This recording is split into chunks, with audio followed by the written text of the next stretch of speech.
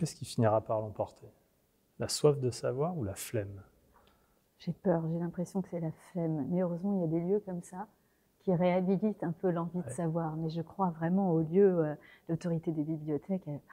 C'est difficile à dire, l'autorité des enseignants maintenant, mais dans ce lieu-là, justement, je trouve que tout ce qui est malheureusement mal vu aujourd'hui avec l'idée d'égalitarisme, d'horizontalité, heureusement, il y a un peu de sentiment de verticalité, d'admiration, d'autorité, tous ces sentiments qui impliquent une verticalité qui sont réhabilités quand on est dans des lieux comme ça. Donc spontanément, je dirais la flemme, mais je ne veux pas y croire. Voilà. Bonsoir Juliette. Bonsoir Thibaut. Merci de passer la soirée avec nous dans un lieu assez extraordinaire, dans la bibliothèque de la Sorbonne. Splendide. Vous connaissez bien cet endroit? Bien sûr, oui, j'ai fait mon doctorat ici, mais pas dans cette bibliothèque-là, malheureusement, qui est la plus belle, dans la bibliothèque de Philo. Mais je la connaissais, bien sûr, j'étais passée... mais j'ai jamais pu travailler dans une bibliothèque, moi. Ah bon? Parce que pourtant, ça me donne envie de travailler. Moi, j'ai jamais pu travailler tout court, mais alors la bibliothèque, ça aurait peut-être... Parce qu'elle est tellement belle que je suis obsédée par l'observation, par la perception. Je regarde les gens travailler, je me dis qu'ils travaillent plus que moi. Donc non, ça m'a toujours déprimée une bibliothèque, mais j'adore y venir pour une émission ou pour discuter. Alors, en revanche, ça peut être un peu écrasant, ça, parce que comment faire pour lire tout ça? J'ai envie de tout lire, mais je peux pas. Voilà, vous êtes dans l'égalitarisme, l'équivalent, ça vous écrase. Moi, ça me donne envie de m'élever. Je me dis, mais c'est pas possible. Et d'ailleurs, c'est comme ça que j'ai choisi la philo.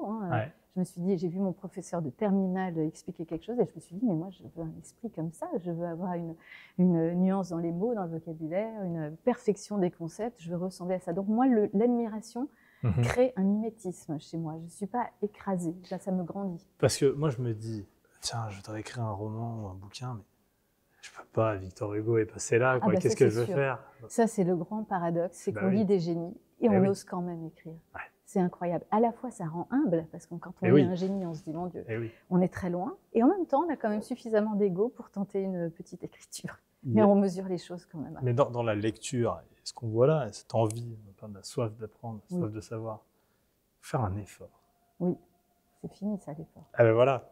C'est pour ça que j'ai dit la flemme risque de l'emporter. Mais je ne crois pas, parce que l'épreuve de Mais c'est fini définitivement ou c'est fini là à court terme? Oui, c'est temporairement, c'est pas possible, parce qu'à un moment, l'épreuve du réel nous oblige à constater qu'on n'arrive à rien sans effort, sans l'inscription dans un temps long, sans rigueur, sans discipline, sans travail. Mais toutes ces valeurs-là semblent très réac maintenant. Quand je tiens ces propos-là, ça fait vraiment vieille bique, si vous voulez. Mais à un moment, on n'arrive à rien. Vous prenez le domaine des grands penseurs. Quand ils arrivent à avoir une pensée très déliée, une écriture très déliée, mais combien d'années de rigueur, de discipline, de travail, d'abnégation et de sacrifice ça a supposé. Quand vous voyez Nureyev danser, mes références sont décidément très anciennes, vous voyez. Quand vous voyez Nureyev danser... Il faut trouver ça sur YouTube maintenant. Oui, c'est ça, mais bon, moi j'ai ces références. Eh ben, il n'est pas moins soumis que moi aux lois de la pesanteur. Et quand il saute, ça ne fait pas tout à fait le même effet que si je vous fais un petit saut là. Vous voulez pas essayer? Non, je vous assure, je suis déjà humble ici, alors là, je ne vais pas être ridicule. Mais vous voyez bien que c'est par rigueur, par effort, par abnégation. Vous prenez le sport, c'est la même chose. Le revers de Federer, ça apparaît d'une facilité, d'une simplicité. Mais oui, mais j'ai 46 ans, c'est fini. Et bien, vous voyez, dans tous les domaines, que ce soit intellectuel, sportif, artistique, à un moment, il n'y a que l'effort qui paye. Mais pourquoi l'effort est mal vu? Non, c'est que je crois qu'aujourd'hui, on est dans la moindre contrainte est vue comme une oppression. Le moindre sacrifice est difficilement acceptable s'il n'est pas présenté comme un intérêt pour l'individu. Donc c'est l'individu, le moi, on va en reparler sans doute, le moi qui prime. Et dès que ça contrarie un peu le moi, on préfère la facilité. C'est une tendance humaine. Vous savez, on entend très souvent en ce moment, aujourd'hui, surtout dans le domaine du travail, les jeunes ne sont plus comme nous, ils ne veulent plus faire d'efforts, ils sont flemmards. La flemme existe depuis que l'homme existe. Ce n'est pas un problème générationnel, c'est un problème anthropologique. Donc non, voilà, je crois qu'il y a une tendance humaine à aimer en faire le moins possible, mais justement, il faut compter sur des penseurs, des enseignants, des autorités diverses pour nous extraire de cette facilité. Quand je vous dis que c'est mal vu, moi, je me souviens à l'école, j'étais au collège, le premier de la classe, il était mal vu.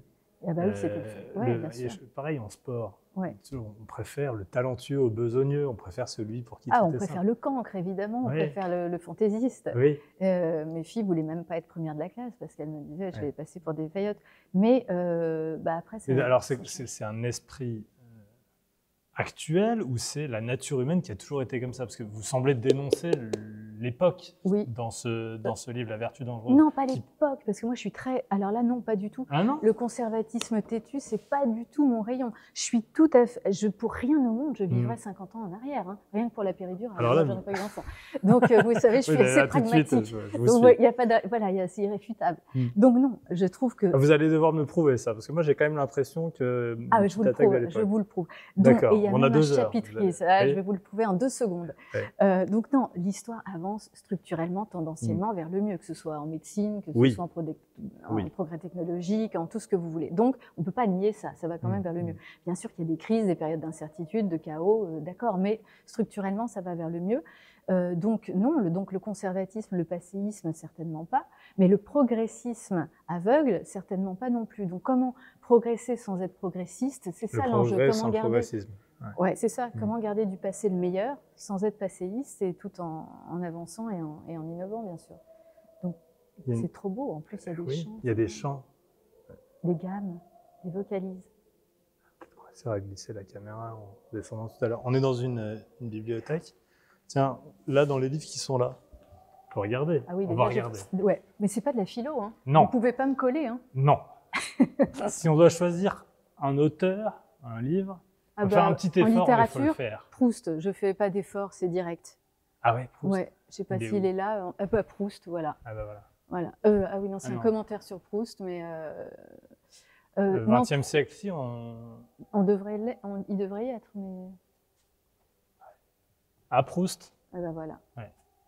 Il faut faire un effort. Le style réactionnaire, vous voyez, c'est pour vous, ça. On ne le trouve pas, Proust. Hein. Non, c'est que des... On a l'impression que mais alors, donc, parce que moi, si je me dis, il faudrait que je lise Proust, puis j'essaye, puis c'est difficile. Alors, non, oui, d'accord. Mais il faut... Moi, on m'avait toujours dit ça, j'ai été intimidée en commençant Proust, mais j'ai eu la chance de commencer, non pas par le premier volume, mais par La prisonnière. Et à cette époque-là, j'étais très jalouse. Et ça parle de la jalousie. Et j'ai eu l'impression de me lire moi-même. Vous êtes identifiée. Je ne peux lire de la littérature que par identification. C'est pour ça que je n'ai jamais compris pourquoi on nous faisait lire Madame Bovary à 12 ans. Moi, ça ne me parle pas. Il me faut au moins 40 ans. Souvent, les questions, les intervieweurs disent « Quel livre auriez-vous aimé lire plus tôt ?» Moi, j'aurais aimé les lire tous plus tard. Ça a toujours été trop tôt. Donc, il me faut...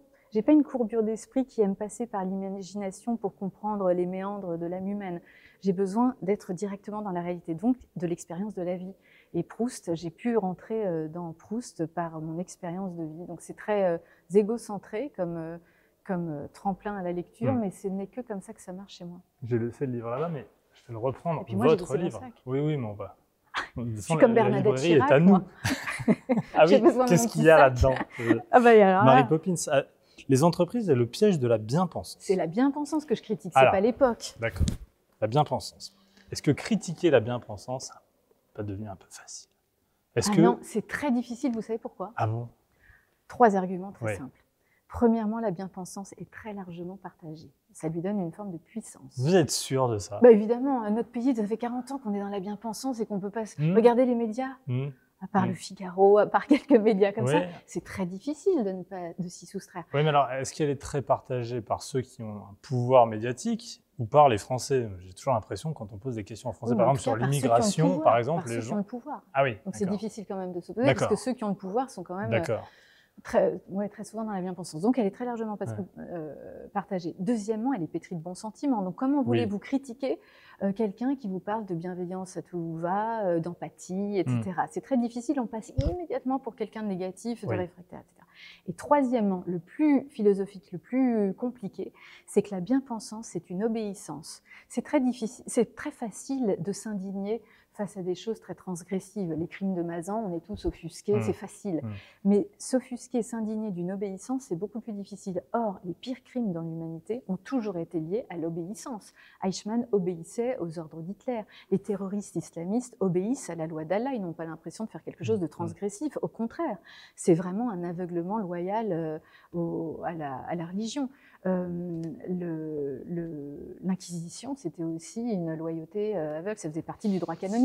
Donc vous voyez, les obéissances ont toujours été vraiment à l'origine des pires crimes, et la bien-pensance, c'est une obéissance aux idées dominantes, à l'ère du temps, aux injonctions Oui, mais aujourd'hui, moralisatrices. quelqu'un qui dirait « moi je suis un bien-pensant », il se disqualifie Oui, parce que la immédiatement. bien-pensance c'est un mot qui est disqualifié. Ouais. Mais quand il va dire moi je suis quelqu'un de progressiste et qui reprendra toutes les idées de la bien-pensance, eh ben, il sera encensé dans les entreprises. Vous savez, vous ne pouvez pas imaginer, on en parlera sans doute tout à l'heure, Oui, à quel point la bien-pensance, c'est tout l'objet de mon livre, est hégémonique.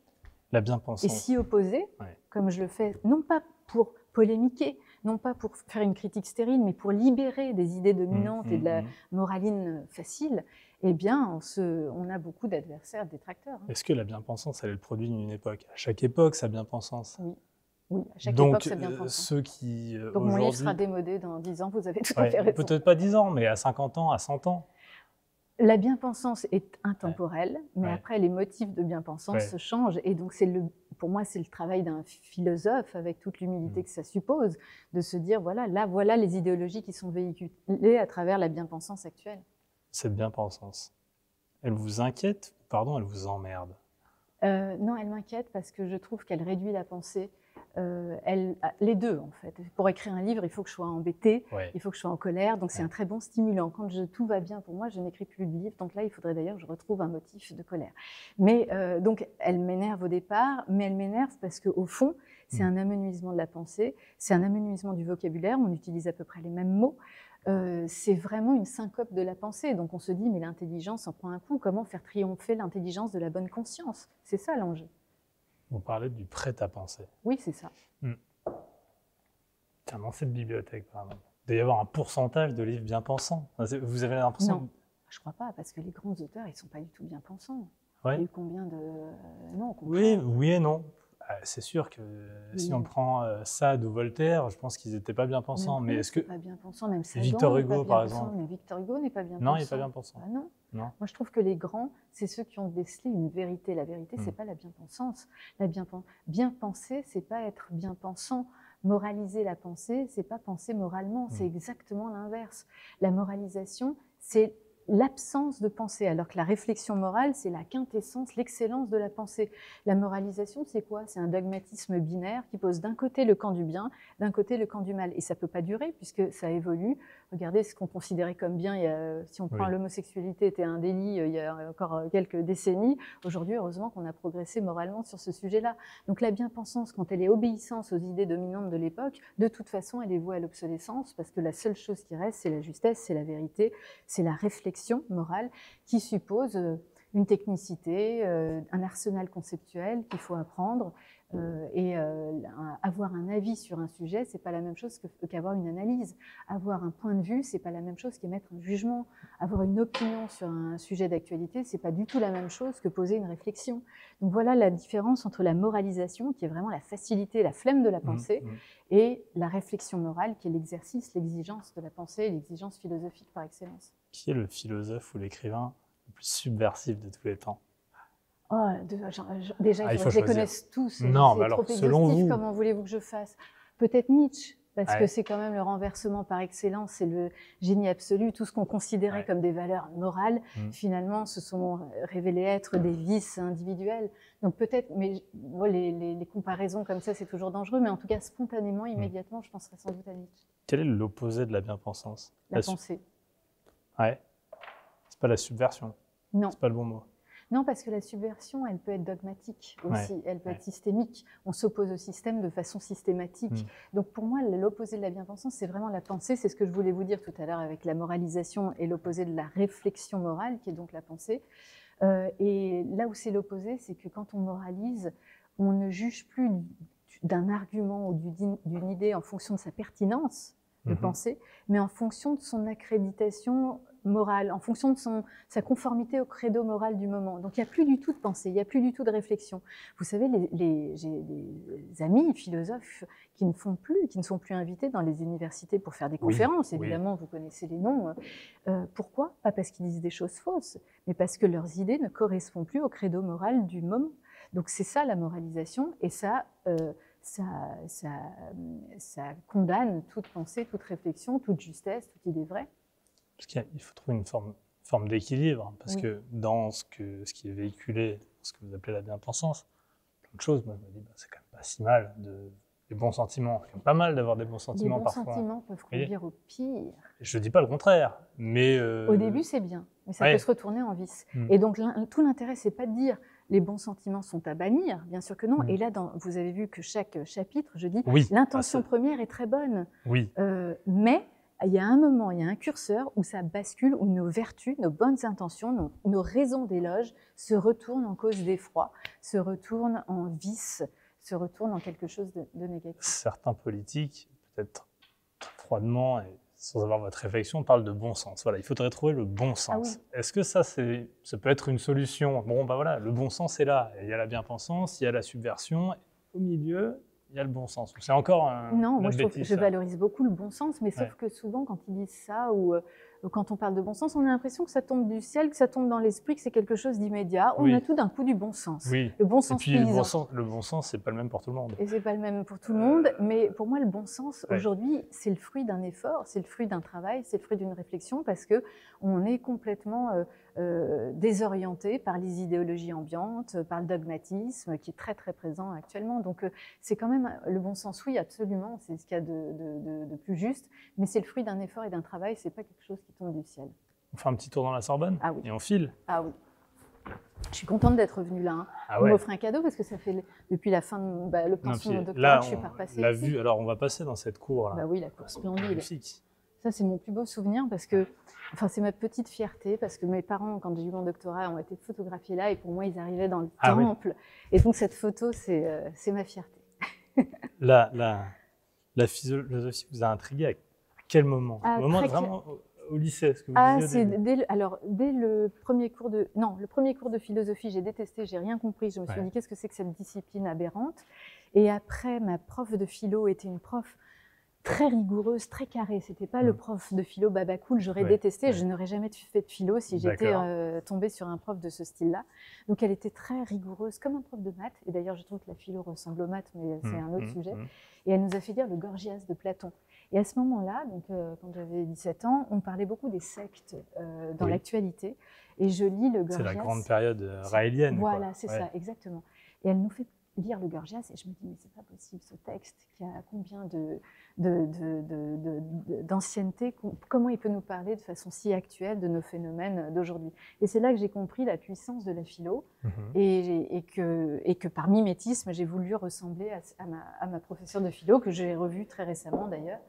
Et voilà, donc c'est en terminale vraiment que j'ai été amoureuse de cette discipline. Et comment on se trouve sa voie, son bord philosophique? Ah, en philo ou on trouve que c'est la philo notre voie?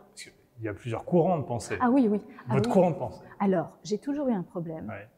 C'est que je n'ai jamais eu de courant de pensée préféré. C'est-à-dire qu'à chaque fois que j'en étudiais un, dans mes études, il fallait lire Spinoza, donc à fond dans Spinoza. Après Kant, il fallait être à fond dans Kant. À chaque fois, je me disais, mais c'est le génie suprême, c'est le plus fort. D'accord. Nietzsche, le plus fort. Donc à chaque fois que je rentrais dans le système d'un philosophe, je me disais, bon, bah, c'est le meilleur. Et d'une certaine façon, ça vient d'une sorte de... Peut-être qui n'est plus actuel aujourd'hui. J'ai été toujours un peu trop soumise aux grands penseurs, donc je les abordais comme un petit enfant qui avait un génie en face. Donc ça a permis plein de choses parce qu'on reçoit beaucoup d'informations comme ça, on essaye de tout comprendre et en même temps ça empêche un peu d'avoir de l'esprit critique et de se dire cette voie-là est meilleure que telle autre ou ce courant-là me parle plus que tel autre. Donc j'ai jamais eu cet esprit critique sur la hiérarchisation des philosophies parce que j'ai eu une lecture un peu soumise aux philosophes. Et vos idées politiques, vous allez en avoir, j'imagine. À quel moment elles entrent en... Elle modifie ce que vous pouvez penser, que vous en arrivez à écrire ça, qui est plutôt apprécié par la droite et pas vraiment par la gauche. Ouais, mais j'ai fait un livre avant sur l'identité qui a été plutôt apprécié par la gauche et pas vraiment par la droite, même pas au Figaro. Donc, je suis pas classable, je suis pas l'encartement, c'est pas mon truc. J'ai jamais eu de carte dans aucun parti. Est-ce que vous vous posez la question quand vous écrivez un livre et que vous développez une pensée? Des répercussions politiques que ça peut avoir et du bord politique vers lequel ça penche? Pas du tout. Je n'écris rien en me demandant quelles conséquences politiques ça a. C'est un domaine qui m'est totalement étranger. Je regarde très peu les infos politiques. Et donc, moi, ce qui m'intéresse, c'est la justesse des idées, la justesse des concepts. Après, si j'ai l'impression d'approcher une certaine vérité, c'est tout ce qui m'intéresse. La politique, vraiment... au sens politicien. Hein. C'est pas du tout mon rayon. Allez, on sort.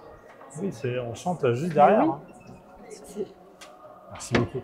Ah, voilà la foule, mon Dieu. C'est pas nous qu'il faut filmer quand même. Hein. Oui, c'est vrai.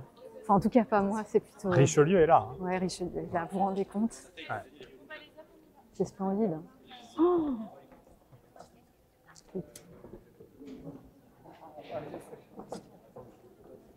à quel moment vous vous êtes dit, en fait, la philo, j'en ai fait mes études, oui. mais je vais peut-être pas commencer par travailler là-dedans? Alors, moi, j'ai toujours voulu travailler là-dedans, oui. Aux grandes dames de mon père qui ne voulait absolument pas que je sois dans la philo, parce qu'il s'est dit, mais qu'est-ce qu'elle va faire? Elle va gagner des clopinettes à être enseignant dans une banlieue pourrie. Donc, il voulait que je sois contrôleur aérien, parce qu'il était dans l'aéronautique, il était pilote de ligne. Mais quand on sent un désir en soi inébranlable, et c'était vraiment de l'admiration pour un être. Moi, je suis très affective comme fille, donc forcément, j'ai voulu m'assimiler à ça. Il n'y avait rien à faire. Merci Madame. Merci. Il n'y avait rien à faire. C'était ça que je voulais faire, quoi qu'on me dise. Et donc, je me suis imposée et après, j'ai dû faire mes preuves. Et c'est pour ça que souvent, vous savez, quand on demande aux gens quel est le moment dans votre vie où vous vous êtes senti soulagé, vous avez tout prouvé. Et ben moi, ça a été dans cette cour-là, quand j'ai eu mon doctorat. Non, à la fin de mes études, parce que j'avais dans l'idée que ma mère était très amateur de philosophie, de matière littéraire, mais mon père pas du tout. Et je me suis dit, ouf, ça y est, j'ai plus rien à prouver, c'est bon. Maintenant, je vais vivre. Il y a un soulagement. Un soulagement énorme. Vous m'avez cité, on va quitter la Sorbonne, mais citer tous les auteurs. À chaque fois que vous en preniez un dans la figure et que vous le lisiez, vous paraissez immense. Oui. En lequel vous a le plus marqué? Vous allez me redire Nietzsche? Ouais. Comment vous savez ça? Parce que vous m'avez déjà dit Nietzsche en fait, je n'en ai lu qu'un, je n'en ai étudié qu'un. Donc, et celui que vous n'avez pas lu, vous ne pouvez pas le dire parce que vous êtes philosophe, et non, celui-là, vous ne l'avez pas lu. Non, pas forcément. Un auteur. Vous savez, il y en a tellement. Non, mais celui le plus honteux, quoi. Le plus honteux pour moi. Alors, je sais pas que je l'ai pas lu complètement, mais j'ai beaucoup de mal. C'est Spinoza. Ah ouais, non. Oh, quelle barbe. Non. Ouais, d'accord. Ouais, non. Il y avait barbatif. Enfin, il y en a beaucoup là. Hein. Non, oui, si, allez-y, pardon. Ok, d'accord. Hop. Je vous présente Guillaume, notre chauffeur. D'accord. Qui nous emmène sur notre prochain lieu. Il y a un petit coussin, ça fait très bien. Et vous avez un peu d'eau sur votre gauche, si vous voulez. Oh là là, vous êtes prêts, vous avez de la lumière, c'est bien, c'est flatteur comme plan. Normalement, elle n'est pas si mal, parce que Romain fait du bon boulot. Parce que des fois, on peut savoir un peu... Alors les hommes, ça va, ils sont pas maquillés, mais nous, à la fin de la journée, les femmes, c'est autre chose. Bon, c'est pas grave. La vertu dangereuse. Oui. Les entreprises et le piège de la bien-pensance. Oui. Si vous parlez vraiment de l'entreprise là-dedans? Ah bah oui. Je parle que de ça. Vous parlez que de ça, mais si on avait pris, je sais pas, n'importe quel autre cadre, ça marchait aussi? Oui, ça marchait aussi. C'est ça l'intérêt, c'est que on peut le lire complètement focalisé sur l'entreprise, mais ça s'adapte à la société française de façon plus générale. Quand je parle des vertus qui se transforment en vices, on peut, vous voyez, et c'est là que c'est politique. Sans être politicien, c'est là que c'est très politique parce que je trouve, et c'est parti de ce constat-là politique, c'est comme ça que j'ai abouti à ce livre-là, c'est que je trouvais que dans notre pays, tous nos grands principes se retournaient contre eux-mêmes, toutes nos vertus se retournaient en vice. C'est-à-dire, exemple. Quel grand principe s'est retourné contre eux? Exemple, l'égalité de droit. L'égalité de droit, on peut prendre les trois, liberté, égalité, fraternité. On peut presque prendre les trois mots et ils se sont retournés contre nous à chaque fois. Oui, exactement. Ouais. Alors, si on prend l'égalité, égalité de droit, voilà, bon sentiment, belle réalité, principe démocratique, tout le monde aime. Personne ne peut être contre l'égalité de droit. Sauf que vous avez bien remarqué que, insidieusement, elle s'est dévoyée en égalitarisme patenté et que l'égalité de droit est devenue une équivalence de tout. Parce que nous sommes tous égaux en droit, nous pourrions tous avoir un avis sur tel ou tel sujet. C'est la liberté d'expression, très bien. Mais il faut quand même hiérarchiser les avis. Si je vous prends l'exemple du Covid, vous vous souvenez lors de la période Covid que tout d'un coup, les philosophes se sont pris pour des épidémiologistes, les économistes pour des politiques, les politiques pour des scientifiques. Il y a eu une confusion des genres totale. Pourquoi? Parce que chacun a le droit de s'exprimer, égalité de droit, mais c'est devenu l'équivalence de compétences. Mon jugement ne vaut pas moins que le vôtre. Donc j'ai le droit. Et en même temps, entre un économiste, des gens qui ont des diplômes, qui ont travaillé, mais moi là tout de suite, la réflexion que je me fais, c'est le type sur les réseaux sociaux qui avance n'importe quelle idée et qui... qui confond avoir un avis, avoir une analyse. C'est exactement ça. Et donc voilà, c'est l'égalité de droit, cette vertu démocratique à maintenir, qui s'est dévoyée en principe démagogique d'équivalence. Et voilà. Non, c'est marrant, non, c'est pas marrant. Ah, c'est marrant. Non, mais je vois la réflexion. Exemple, l'aide sociale, vertu. On peut être très fiers dans notre pays des aides sociales. On est moi, j'aime bien aussi, tout le monde est content. Vous avez vu que les Américains, enfin, sur TikTok, il y a une trend qui critique les Français. Et les Français montrent leur carte vitale. Voilà, une grande force, notre noblesse. Il y a pas plus, on peut quand même être que fier de ce système d'aide sociale. Et ben, dans certains cas, l'aide sociale s'est retournée en assistanat. Combien de personnes, et ça ne veut pas dire qu'il faut supprimer les aides sociales, c'est pas du tout ce que je suis en train de dire, mais beaucoup profitent, si je prends le monde du travail, par un maniement habile de CDD successifs, profitent des aides sociales plutôt que de s'engager de manière pérenne dans un CDI. C'est beaucoup plus confortable, vous en voyez tout le temps. Donc voilà, l'aide sociale, cette vertu aussi à maintenir, s'est retournée en vice d'assistanat à bannir. Alors j'en viens à l'entreprise, parce que en effet, vous en parlez beaucoup. Je provoquais d'une certaine manière en disant qu'on pouvait coller sur d'autres domaines. Oui, exactement. À peu près tous les chapitres, j'ai l'impression. C'est vrai. C'est une super pub pour mon livre, ça. C'est vrai. Ça veut dire que si vous ne travaillez pas... l'entreprise, vous pouvez absolument lire mon livre. Le travail.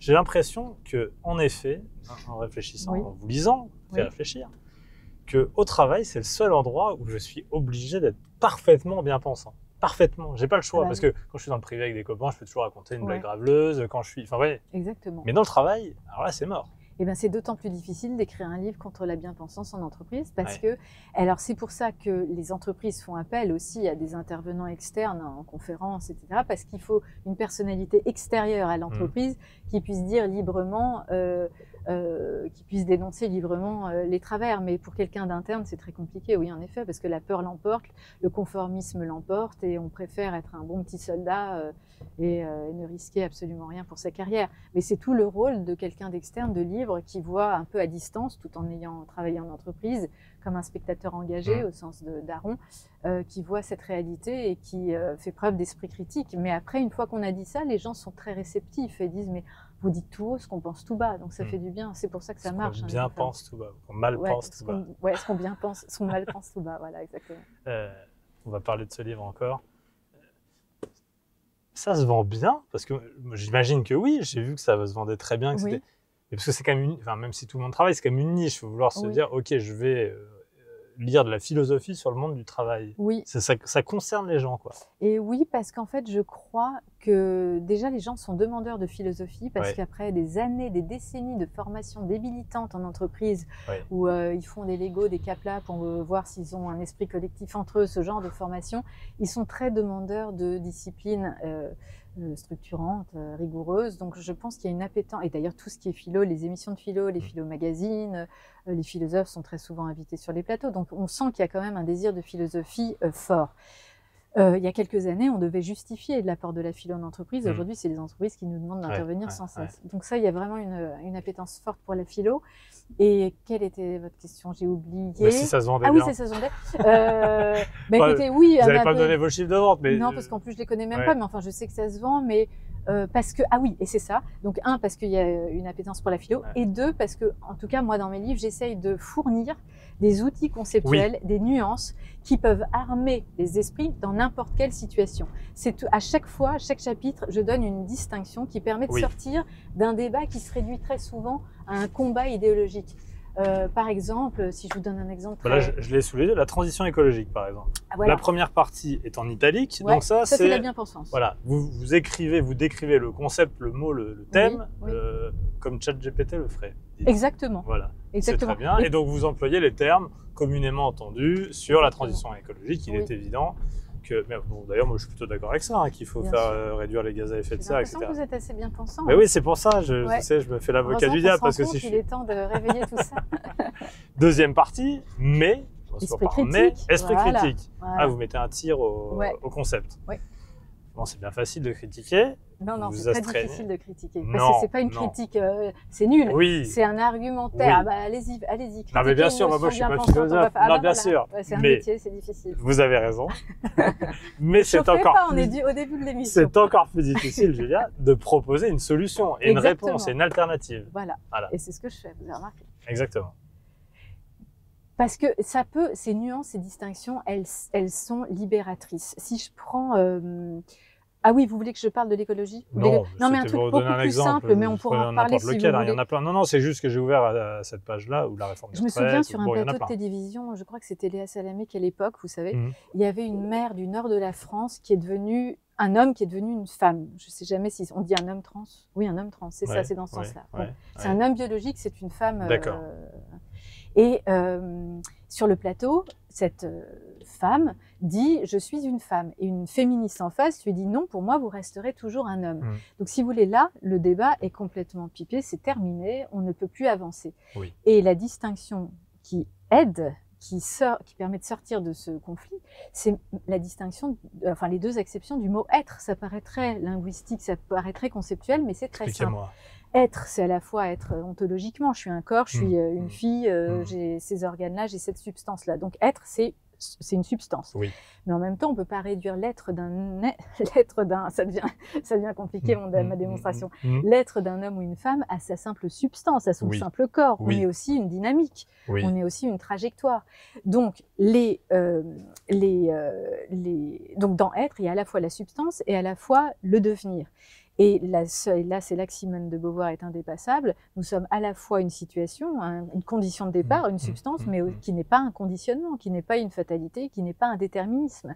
Donc, si vous voulez, dans le premier cas, il y en a une des deux femmes qui nie complètement le sens dynamique du mot être, et dans l'autre, qui nie complètement le sens substantiel. Donc, on n'y arrivera jamais. Il faut prendre ensemble ces deux réalités-là, ces deux acceptions du concept. Le juste milieu que je vous demandais d'essayer de trouver tout à l'heure, va avancer le terme de bon sens, mais c'est pas forcément ça. Voilà, mais le bon sens, vous voyez, il faut tout un détour philosophique pour le retrouver et pour se dire, je suis ce corps-là, mais c'est pas un condition, voilà ma condition d'existence, mais c'est pas un conditionnement pour autant. On va reparler du livre, mais je voudrais qu'on parle de vous un peu. Mon Dieu. Julia de Funès, tout le monde connaît votre nom. Bien sûr. Voilà, parce que vous êtes la petite fille de Louis de Funès. Oui. D'ailleurs, ça vous embête qu'on parle de lui ou pas? Non, pas du tout. J'aimerais bien dire, c'est très compliqué à porter. Ça vous donne une grande importance. Pas du tout. C'est archi facile à porter parce que les gens qui m'en parlent... Oui, en plus, c'est plutôt positif. Voilà, vous n'êtes pas la petite fille. Ça évoque toujours des souvenirs très sympathiques aux gens, et puis les gens qui ne l'aiment pas m'en parlent pas. Et puis les critiques que je me prends sur mon nom, c'est elle est quand même beaucoup moins drôle que son grand-père, mais ça valorise mon grand-père, donc c'est pas une critique qui me gêne. Et puis elle est là parce qu'elle s'appelle de Funès, mais bon, je suis là depuis très très peu de temps parce que j'ai 46 ans et j'étais pas là à 30 ans, 35 ans, donc non, malheureusement c'est pas un argument non plus. Donc non, ça me dérange pas du tout, mais ce qui me dérangerait, c'est une existence dans la lumière, dans l'ombre de mon grand-père, et ça dans la famille, personne, que ce soit mon père, mon oncle, mes frères, moi, on n'a pas du tout profité de la notoriété de mon grand-père. Alors bien sûr, le nom aide à certaines choses, mais ce que je veux dire, c'est qu'on n'a pas profité pour trouver notre voie professionnelle de cette notoriété-là. Vous êtes né où? Paris 4e. D'accord. À l'Hôtel Dieu, là, derrière. Quel genre d'enfance? Parce que... alors, une enfance très gâtée au sens où j'ai été très aimée. J'ai eu des parents pas très aimants qui s'aimaient beaucoup, mais un couple un peu chaotique. Et une grand-mère aussi, une mère très très présente, et une grand-mère paternelle, la femme de Louis, très présente, peut-être même un peu trop présente pour ma mère d'ailleurs. Donc c'était assez conflictuel, mais je peux pas dire que j'ai eu une enfance difficile. Mon Dieu que c'était facile, j'étais aimée, j'étais désirée, j'étais attendue, j'ai été éduquée, j'étais au milieu de gens qui avaient beaucoup de savoir, de culture, de dérision. Donc voilà, non, une très belle Et vous étiez quel genre de gamine? À l'école, très médiocre. Vraiment très médiocre.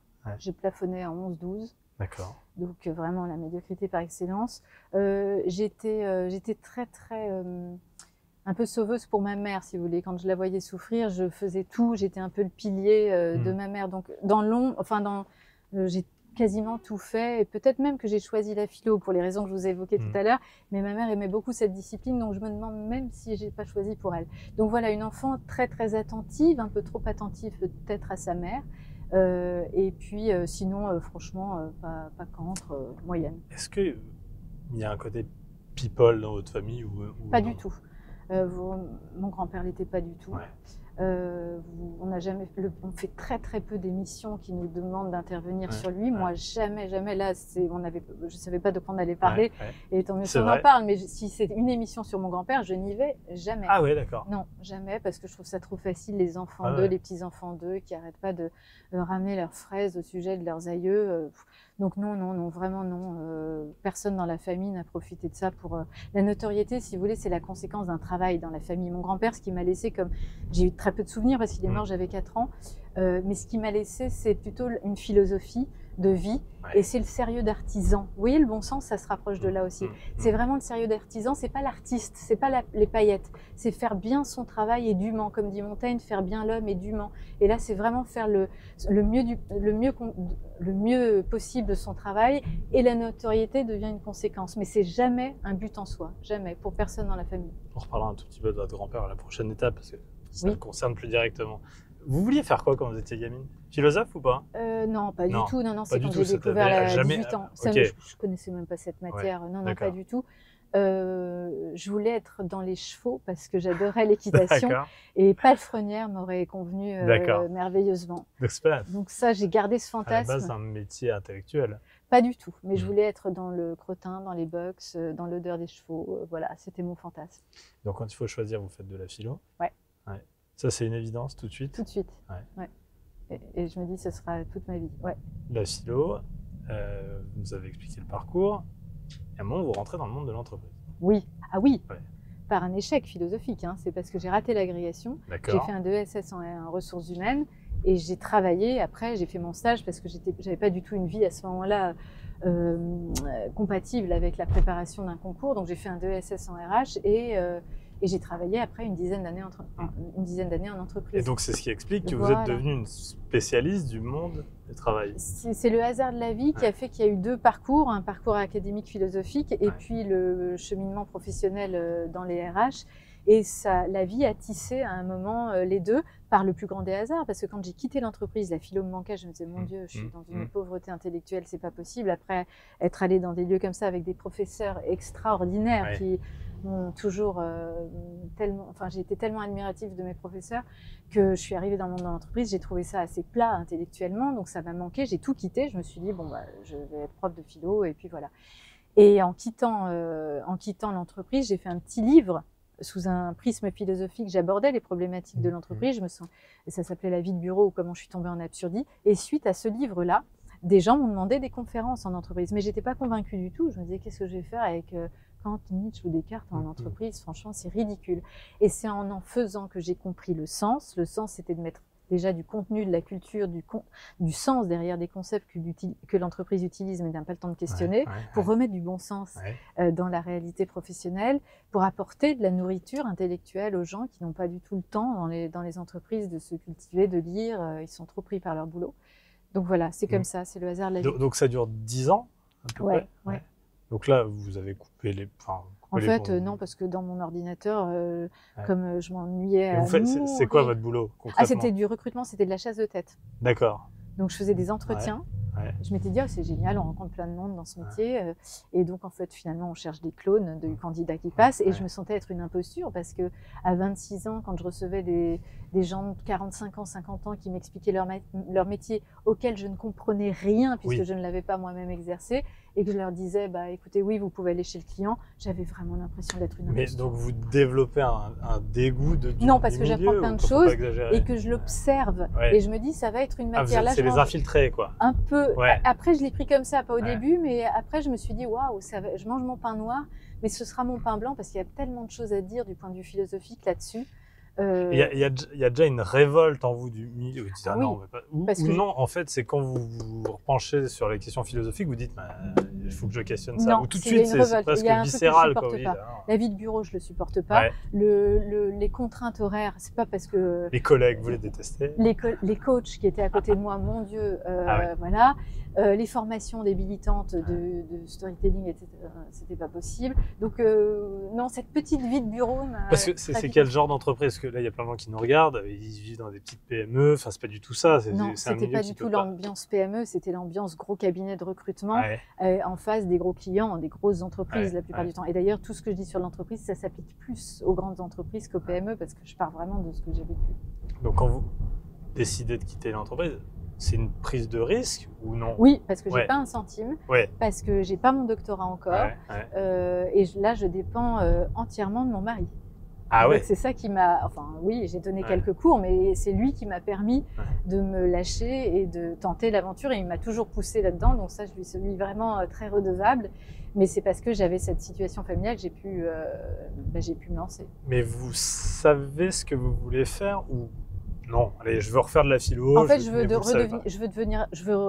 être prof à ce moment-là, en me disant, tant pis, mais je serai toute la journée dans des textes et ça me conviendra mieux. Donc, je pars pour être prof. Et puis après, les conférences arrivent. Est-ce qu'il y a une envie de notoriété ou jamais? Non, parce que vraiment, en voulant être prof de philo, en faisant de la philo même, c'est inimaginable. Moi, je me dis toujours que si vous êtes là, interviewé dans cette émission et dans plein d'autres, c'est qu'à un moment, vous l'avez voulu et vous l'avez un peu cherché. Et ça ne vous est pas tombé dessus, vous voyez. Mais ça m'est pas tombé dessus. Non, ça m'est pas tombé dessus. Je suis très contente de rendre la philo le plus accessible possible, de parler, et je dois bien aimer ça, bien sûr, au fond. Quoique passer dans les médias, vous savez, les émissions, la vôtre, je l'aime beaucoup, mais j'en fais le moins possible. Hein. Je dis non. Quand on me propose une chronique régulière dans une chaîne d'infos, un truc comme ça, j'ai toujours dit non. Donc, je suis pas très, très demandeuse de cette médiatisation. Mais pour exister et pour avoir des conférences, et c'est ce qui me fait vivre, c'est mon travail, eh ben, il faut bien que je montre ma bobine de temps en temps et que je fasse la promotion de mes livres. Vous leur en mettez quand même dans la figure aux entreprises, ils vous font quand même venir? Non, je leur en mets pas. Alors voilà, ça c'est une fausse idée. Parce que non, pas du tout, je vous le démontre en 2 secondes encore une fois. Alors peut-être pas à l'entreprise, mais en tout cas au concept qu'ils utilisent, quoi. Bah oui, mais ça les libère. La critique pour la critique, ce serait totalement absurde. Polémiquer pour polémiquer n'a aucun sens. C'est pas du tout le but que ce. Mais on a beaucoup plus de considération pour les gens et pour les entreprises et pour les gens qui travaillent dans l'entreprise quand on leur dit, quand on leur donne des outils, ils n'ont pas besoin de moi pour ça, mais en tout cas quand on s'intéresse à leurs pensées et qu'on se dit peut-être qu'on peut ajuster nos pensées, qu'on peut penser un peu plus justement et qu'on évite de tomber dans le dogmatisme. Pour moi, être dans l'indifférence, dire oui, c'est très bien ce que vous faites, c'est une indifférence totale, c'est une non-considération. Dire écoutez, ce qu'on vous véhicule toute la journée et qu'on vous serine toute la journée à travers des normes langagières, des normes comportementales, des normes managériales, on peut le questionner sous un autre angle et je vous donne des références pour penser autrement la même réalité. On regarde une même réalité d'entreprise mais sous un prisme différent. Donc c'est avoir beaucoup de considération pour les gens d'entreprise et pour les entreprises. Elles sont pas maso, hein. Sinon elles me feraient pas intervenir. Vous êtes une femme? Ça oui. Oui. Jusqu'à l'heure, oui.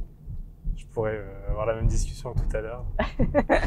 Vous êtes une femme, vous êtes une intellectuelle et vous êtes médiatique. Vous n'êtes pas Beyoncé, mais vous êtes médiatique quand même. Oui. Vous êtes un spécimen rare. Ah bon? Ah ouais, je trouve. Bah non, on est nombreux. Cynthia Fleury est une femme philosophe. Je dis pas qu'il y en a Sophie pas, mais il y en a quand même beaucoup j'adore. moins que les hommes. Ah ça c'est vrai, mais c'est une discipline très masculine. Parce que alors, dans l'histoire, évidemment, il y a eu beaucoup plus, c'était réservé plutôt aux hommes, parce que je pense que c'est très scientifique comme démarche, la philosophie, c'est pas littéraire, contrairement à ce qu'on pense. Souvent, on fait un cursus littéraire et on aboutit à la philosophie. Pour moi, c'est exactement comme un raisonnement mathématique, mais à la place des chiffres, vous mettez des idées et des concepts. Donc, c'est une structure d'esprit, je crois, assez masculine qu'il faut avoir. Donc, je suis bien une femme, mais peut-être que cérébralement, je suis presque un homme. Mais pour venir les exposer, très souvent, je fais ce constat, un simple journaliste qui pose des questions, les hommes sont très sûrs d'eux quand ils viennent affirmer quelque chose. C'est pour ça qu'ils osent. Mais vous aussi, vous êtes... Ah non, pas du tout. Ils osent les chroniques. Alors, pourquoi je refuse, par exemple, les émissions régulières? Parce que je me dis, mais je ne peux pas parler de la guerre en Ukraine, je ne peux pas parler du Covid, je ne vais pas parler des frappes du Hamas. Moi, mon domaine de travail, il est très restreint. Donc, je n'ai pas la confiance peut-être masculine pour me dire, j'y vais, je suis capable. Je suis capable. Non, non, jamais. Et même votre émission me stressait parce que je ne savais pas de quoi on allait parler. Et moi, je prépare toujours. Donc, là, ça va? Là, ouais, parce que vous êtes sympa. Bon, ça va. Attends, c'est le début, après ça se corse. Non, vous avez une technique, vous êtes plutôt corsé au départ, j'ai remarqué. Et après, vous... Ah, c'est l'inverse? Ouais, c'est l'inverse. Non, parce qu'au bout d'un moment, vous allez fatiguer de dire une bêtise. Ah, mais c'est sûr. Vous m'aurez à l'usure. c'est magnifique, on est quand même dans les plus belles villes du monde. Hein. Franchement, on regarde pas, on parle de débilité de mon livre, alors que Paris est sublime. Pas du tout. Peut-être que Romain arrive à toi, parce qu'il y a la Tour Eiffel, mais avec la lumière de la caméra, je ne sais pas s'il arrive à la voir. C'est évidemment super. C'est une question un peu à la noix, mais est-ce qu'être une femme empêche d'être invitée dans les médias Au contraire. Non. Je trouve que non. Alors malheureusement, au contraire. C'est-à-dire qu'avec les fixettes paritaristes bien pensantes de la période, si vous me dites, je vous ai invité parce que j'ai quand même beaucoup d'hommes et là, enfin, ça me faisait une femme philosophe, ne me le dites pas parce que je vais très mal le prendre. Je vais me dire, mais alors je suis là pour une qualité biologique pour laquelle je n'ai aucun mérite. Et c'est très réducteur. Donc non, au contraire, je trouve que les médias désirent des femmes parce qu'il y en a peu, comme vous l'avez dit. Mais bon, moi, je n'aime jamais être invitée pour le fait d'être une femme. C'est pour ça que je suis contre la parité maintenant en France en 2025. On est en 2025, oui. Je suis contre la parité en France en 2025. Je trouve pour l'égalité homme-femme des salaires, etc., bien sûr. Mais vouloir un égalitarisme mathématique dans un comité de direction 5 hommes, 5 femmes, franchement, ça ne résout pas le problème de la femme. Ce n'est pas parce qu'on a une égalité mathématique qu'on a une égalité de vie. Et dans la plupart des cas, les femmes sont encore beaucoup plus chargées mentalement et dans leur vie personnelle. Donc, quand elles sont à des comités de direction, de toute façon, elles n'ont pas la même vie que celle des hommes. Donc, ça ne résout pas cette inégalité de vie. Et l'inégalité de vie n'est pas soluble dans une équation mathématique. Donc pour moi, la parité, elle camoufle, c'est une rustine qui camoufle un peu la vraie problématique. Mais est-ce qu'il n'a pas fallu faire un peu... On n'emploie plus beaucoup de discrimination positive au début pour Voilà. Donc ça, c'était nécessaire. Je fais le lien avec ce que vous me dites depuis tout à l'heure. Au début, c'est bien. Voilà, exactement. Et la vertu est bonne. Et voilà, toujours. Et hop, ça devient un vice, exactement. Oh là là. Et ça, on doit aujourd'hui, les femmes n'ont plus de problème d'accessibilité à des postes. Et à qui on le doit? À nos féministes des temps passés. Oui. Donc moi, je suis très en pleine gratitude vis-à-vis des féministes des temps passés. C'est grâce à elles qu'on a accédé à ça. Mais aujourd'hui, voilà, la parité devient un vice parce que on soupçonnera toujours une femme d'être là parce qu'elle est femme quand on est dans cette fixette paritariste. Est-ce que le féminisme, j'ai mon avis sur la question, mais ma question est orientée, est le fer de lance de la bien-pensance? C'est-à-dire que c'est la bien-pensance par excellence, quoi. Je sais... non. Je pense... Parce que vous en parlez rapidement quand même. Hein. Oui, parce que... Le consentement en numéro 2, bon, on est quand même sur la question féministe. Lutte contre les discriminations en numéro 3. Oui, ça c'était plutôt sur le wokisme en général, dont le néo-féminisme fait parfois partie, c'est-à-dire que, encore une fois, le féminisme vertu au départ, bien sûr qu'on est tous pour l'égalité et la liberté des femmes, mais ça c'est parfois... Et vous dites en levant les yeux? Oui, non, parce que le toit est ouvert et que je regarde le ciel. Non, pas du tout, ne cherchez pas des noises. Mais très souvent, ce féminisme est animé, on a l'impression de ce néo-féminisme par certaines néo-féministes assoiffées de quotas qui salivent qu'à l'idée d'une égalité stricte entre hommes et femmes, sont moins déterminées par un amour des femmes, une liberté pour la femme, un désir de justice pour la femme, qu'une haine des hommes, un désir de vengeance. Donc c'est surtout ce néo-féminisme-là que j'ai critiqué, mais c'est pas, c'est un exemple parmi d'autres de la bien-pensance. Quand on parlait de diversité tout à l'heure, de discrimination positive, par exemple pour l'inclusion, la diversité, c'est très bien, heureusement qu'on est tous pour l'inclusion et la diversité, mais sauf que maintenant ça se renverse un peu en exemplarité. On va choisir dans l'entreprise un noir, un homosexuel, une personne handicapée, voilà, on va choisir un exemplaire d'une catégorie identitaire. Donc on ne recrute plus pour la singularité de la personne, mais pour l'échantillon qu'il représente, l'échantillon valorisant qu'il représente. Donc on n'est pas du tout dans de la reconnaissance véritable, on ne reconnaît pas la singularité de quelqu'un, on le réduit à sa catégorie identitaire. Donc encore une fois, la diversité et l'inclusion, oui, mais pas quand on transforme un adjectif homosexuel, noir, blanc, jaune, rouge, en substantif. On veut un noir, un blanc, comme la pub Benetton. Donc vous voyez, la diversité et l'inclusion peut aussi se retourner en son contraire, c'est-à-dire une absence de reconnaissance, on catégorise les gens. Est-ce qu'il y a une possibilité d'un féminisme moins bien pensant? Oui, moi je pense que le féminisme aujourd'hui doit plus s'atteler à la liberté des femmes qu'à l'égalité numérique et mathématique dans des entreprises et des comités de direction. Donc pour moi, tant qu'on ne travaillera pas politiquement, économiquement, socialement à une plus juste égalité de vie entre les hommes et les femmes, on n'aura pas résolu le problème de la femme au travail. On sort? On sort. On est arrivé. D'accord. Prochaine étape. Je peux laisser mon sac? Ouais, bien sûr, pas de problème. Hop, Guillaume va nous ouvrir quand on aura la possibilité. On est dans mon quartier. Hein. Et c'est pour ça, tu allais nous raconter. Attention Romain. Ah, voilà, t'as tout bloqué. Bravo.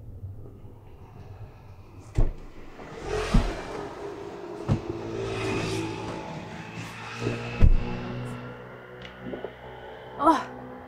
Alors, on est dans le 16e arrondissement. Oui. Oui. Je suis bourgeoise, je sais. Pourquoi le 16e? C'est votre quartier? J'adore le 16e parce que une de mes grand-mères habitait dans le 16e. Je venais très souvent avec ma mère et ma grand-mère maternelle dans le 16e quand j'étais jeune. Et parce que j'adore ce quartier. On croit que c'est toujours un truc de vieux, de vieille... Mais un quartier, ça dit beaucoup de choses de ce qu'on est. Mais franchement, non, je trouve ça formidable. Ça grouille pas, c'est calme. J'adore. Ouais. Théâtre du Ranelagh. Super. Moi, j'adore le théâtre. Vous allez au théâtre? Ouais, tout le temps. Et là, j'emmène beaucoup mes filles. Et puis surtout, j'aimerais en faire. J'en ai fait un petit peu avec la philo, mais c'est ça mon ambition future. C'est vrai? Là, je trouve ça. Je crois que c'était la première question que j'allais vous poser à l'intérieur. Voilà. C'est une âme, un esprit. Je trouve qu'il n'y a pas plus bel endroit à part la Sorbonne et les universités comme ça, finalement. Enfin, c'est tout Paris, quoi, finalement. À chaque fois, c'est toujours magnifique. Ah non, mais j'adore. Vous êtes déjà monté sur scène? Bon, alors, c'est un peu ce que vous faites maintenant. Alors oui, je suis tous les jours sur scène, mais c'est dans des amphithéâtres absolument froids d'entreprise. Donc c'est vraiment sans âme. Mais en revanche, je suis montée 2-3 fois sur scène. Une fois avec Fabrice Lucchini, qui a eu la gentillesse de me faire intervenir. Il faisait un spectacle sur Nietzsche. Ouais. Il faisait intervenir des philosophes régulièrement et grâce à sa femme, c'est pas rien là, vous êtes... ouais, alors vous imaginez le stress. Entouré. Ma première montée sur scène, c'était à côté de Fabrice Lucchini. Donc voilà, mais ça a été une expérience merveilleuse. Je le remercierai jamais assez, lui et sa femme Emmanuel, de m'avoir permis de découvrir cette expérience. Et puis là, Salgavo avec Le Figaro, avec Vincent Trémollet, bien sûr. J'ai adoré aussi. Donc dès que je suis... Je rentre? Allez-y. Dès que je suis sur scène... C'est bloqué ici. Il faut peut-être qu'on toque. Non, c'est là, l'entrée. Hop, je rentre. Merci. Bonjour. Enchanté. Bonjour. Enchanté, bienvenue à Ranelagh. Merci. La salle est à nous alors? Exactement. Vous descendez. Ah, c'est sympa. En bas, le balcon en haut. Il n'y a pas de pièce là, ce soir? Non, là c'est pour vous. Ah, c'est génial, on peut s'installer sur ça. Mais oui. Je suis contente de vous rencontrer parce que je viens souvent avec mes filles. Très souvent, mais voilà. Merci de redescendre alors. On descend par là, je vous suis. Ouais, donc non, j'adore. Et faire de la philo, il y a beaucoup de philosophes qui en font, hein, François-Xavier Bellamy, etc. Mais moi, je n'ai pas trouvé encore le bon format, mais c'est ce que j'aimerais faire. Le silence. Non, c'est ici. C'est là-bas. Il est très joli ce petit théâtre. Ça grince. J'adore. Ouais. Ça sent le remugle. Faut pas que je dise ça trop fort, elle va peut-être pas franchement apprécier. C'est extra d'aller dans un théâtre vide. Ça pourrait paraître glauque, pas du tout. Oui, j'adore. Est-ce que vous avez toujours une forme de pression quand vous prenez la parole devant... Pas du tout. Non. C'est totalement automatisé. C'est drôle. Il y a plus. C'est presque dommage. Alors, ça ne veut pas dire que je la prends à la légère et que je me dis c'est acquis, parce que le jour où je me dis ça, c'est foutu, je me plante. Mais écoute, je fais une conférence par jour. Depuis quand même des années, j'en fais 120 par an. Donc, si vous voulez, c'est vraiment une routine maintenant. Voilà. Mais quand c'est des nouveaux thèmes, quand c'est la première, j'ai toujours le trac. Oui. Mais non, mais les médias, la télé me met plus le trac que la scène. Ah, il y a des répétitions. J'ai l'impression. Il est drôle ce théâtre. Il est original. Il fait un peu guignol. Ouais, c'est vrai. On est pas loin du guignol aussi. Mais tout en bois, ouais, il est très beau. Je pense à ma fille. Vous êtes grand, vous, hein? On va se mettre là pour l'instant. Non, c'est bien, mais... On va s'installer, il y a des fauteuils juste pour nous. Oui, c'est ça, je me mets où? Non, juste là. Ouais. Ah, voilà, on est mieux quand même. Est-ce qu'il y a une... Vous croyez à l'hérédité? Alors, pas du talent. Hein.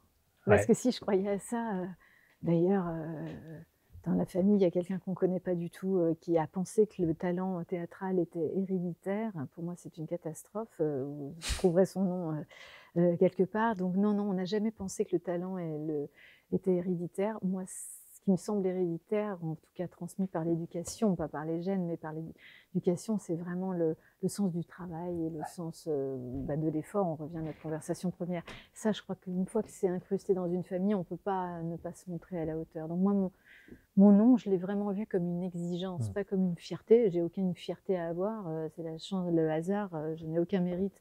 On n'a aucun mérite du hasard d'une naissance. Donc non, c'est pas une fierté, mais c'est vraiment une exigence d'être dans la même veine, d'être dans le même sillon, dans la même exigence. Ouais. Quels sont vos goûts en matière de cinéma et de théâtre? Théâtre, je suis hyper classique. Ouais. J'emmène mes filles à la Comédie Française. Ouais. Elles me haïssent pour ça, parce que la première pièce, c'était une misanthrope pendant 3 heures. Donc, c'est exigeant. C'est exigeant. Il faut faire un effort. Il faut faire un effort. Mais c'est justement l'âge où je me dis, allez hop, j'ai encore l'autorité suffisante pour leur imposer quelque chose. Donc je leur impose parce que le cerveau, je trouve que voilà, ce sera acquis. Donc non, je suis très classique. J'aime les pièces de Racine, j'aime les Beautec, je vois des pièces récentes, mais je trouve que c'est difficile de trouver un texte aussi beau, aussi précis, aussi génial que des auteurs classiques. Et le cinéma?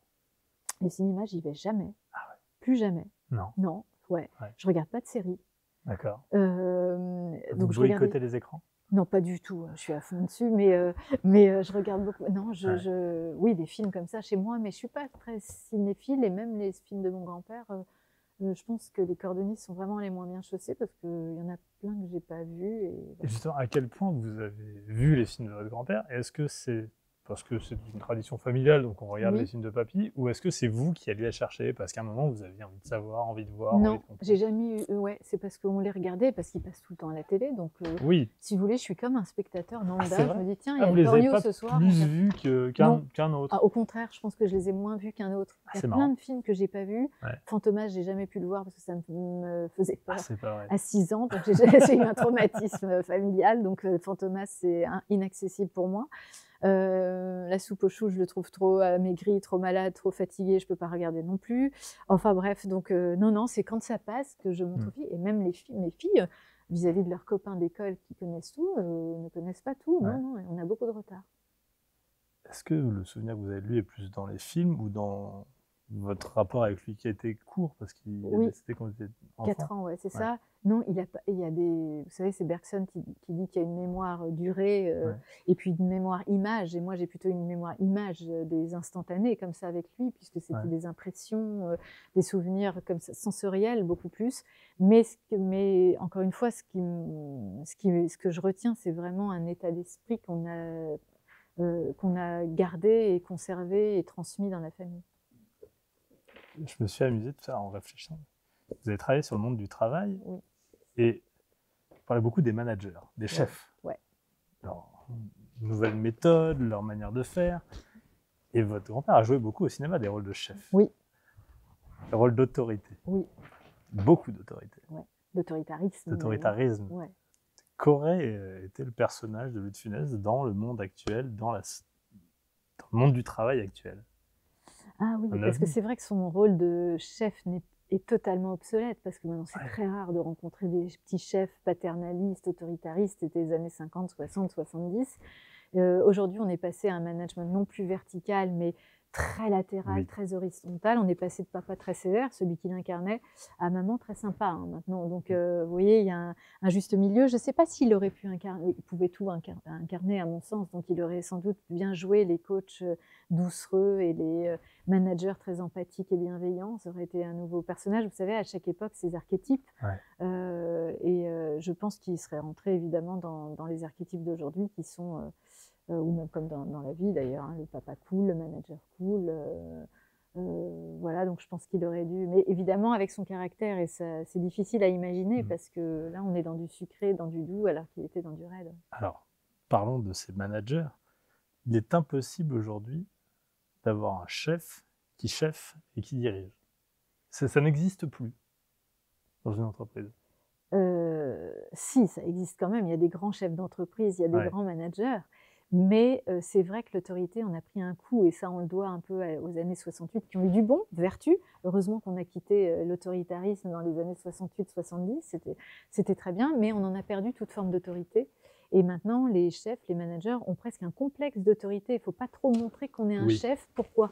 Parce qu'encore une fois, c'est imposer une verticalité, une hiérarchie, une hiérarchisation, des niveaux, une supériorité. Et dans l'ère égalitariste dont on a parlé, où tout doit être au même niveau, le règne de l'équivalence, de l'indifférenciation, c'est très difficile d'imposer ces différences. Donc on a effectivement des chefs qui ont parfois un complexe d'autorité, mais à mon sens, et c'est un des enjeux, il faut absolument revaloriser cette autorité, parce que dès qu'on n'a plus d'autorité dans n'importe quel domaine, vous avez vu à quel point c'était l'affaissement généralisé.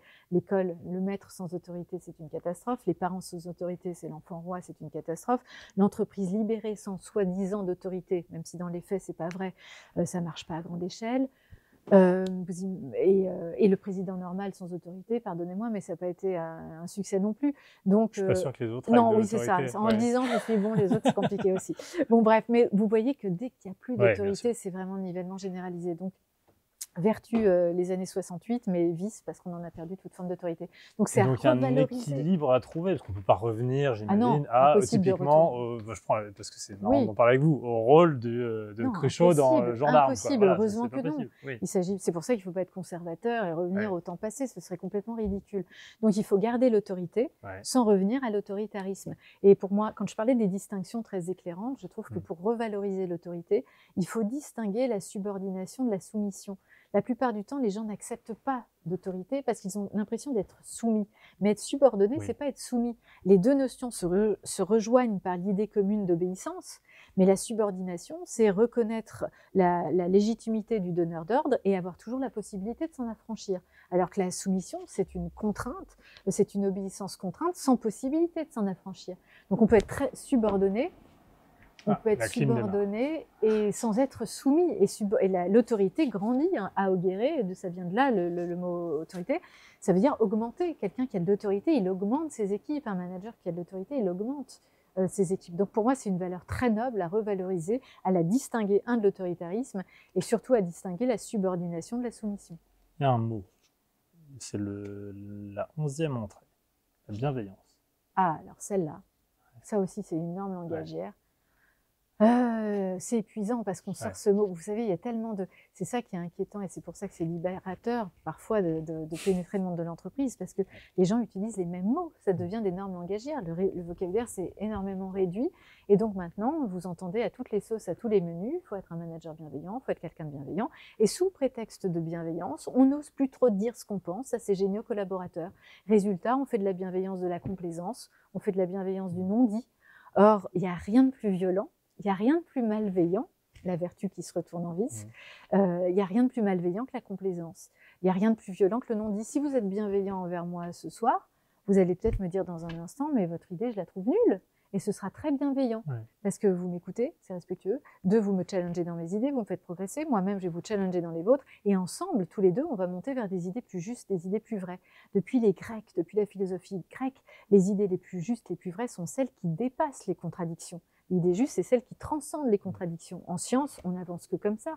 Quand est-ce qu'une théorie est juste? C'est quand elle a réussi à infirmer les théories précédentes et à confirmer la théorie la plus actuelle.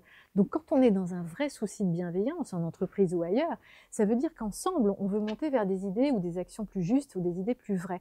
Donc encore faut-il oser la contradiction, oser la confrontation et ne pas sans cesse confondre la contradiction et l'humiliation, c'est ce qui se passe aussi sur les plateaux de télévision, ou la confrontation et le conflit, parce qu'à ce moment-là, on n'ose plus rien dire et on fait de la bienveillance, cette vertu, de la complaisance, ce vice. C'est la question de la poule et de l'œuf, mais cette bienveillance managériale un peu mou, il est le fruit des actions de ces managers ou d'une demande des employés et des Je pense que c'est quelque chose de social. C'est pour ça que mon livre est à la lisière entre l'entreprise et la société. C'est qu'on retrouve, comme la diversité, l'inclusion, ce sont des problèmes, ou le wokisme en entreprise, c'est évidemment quelque chose de la société qui est arrivé dans l'entreprise. Les entreprises sont obligées de se soumettre à un moment au diktat bien pensant de la société.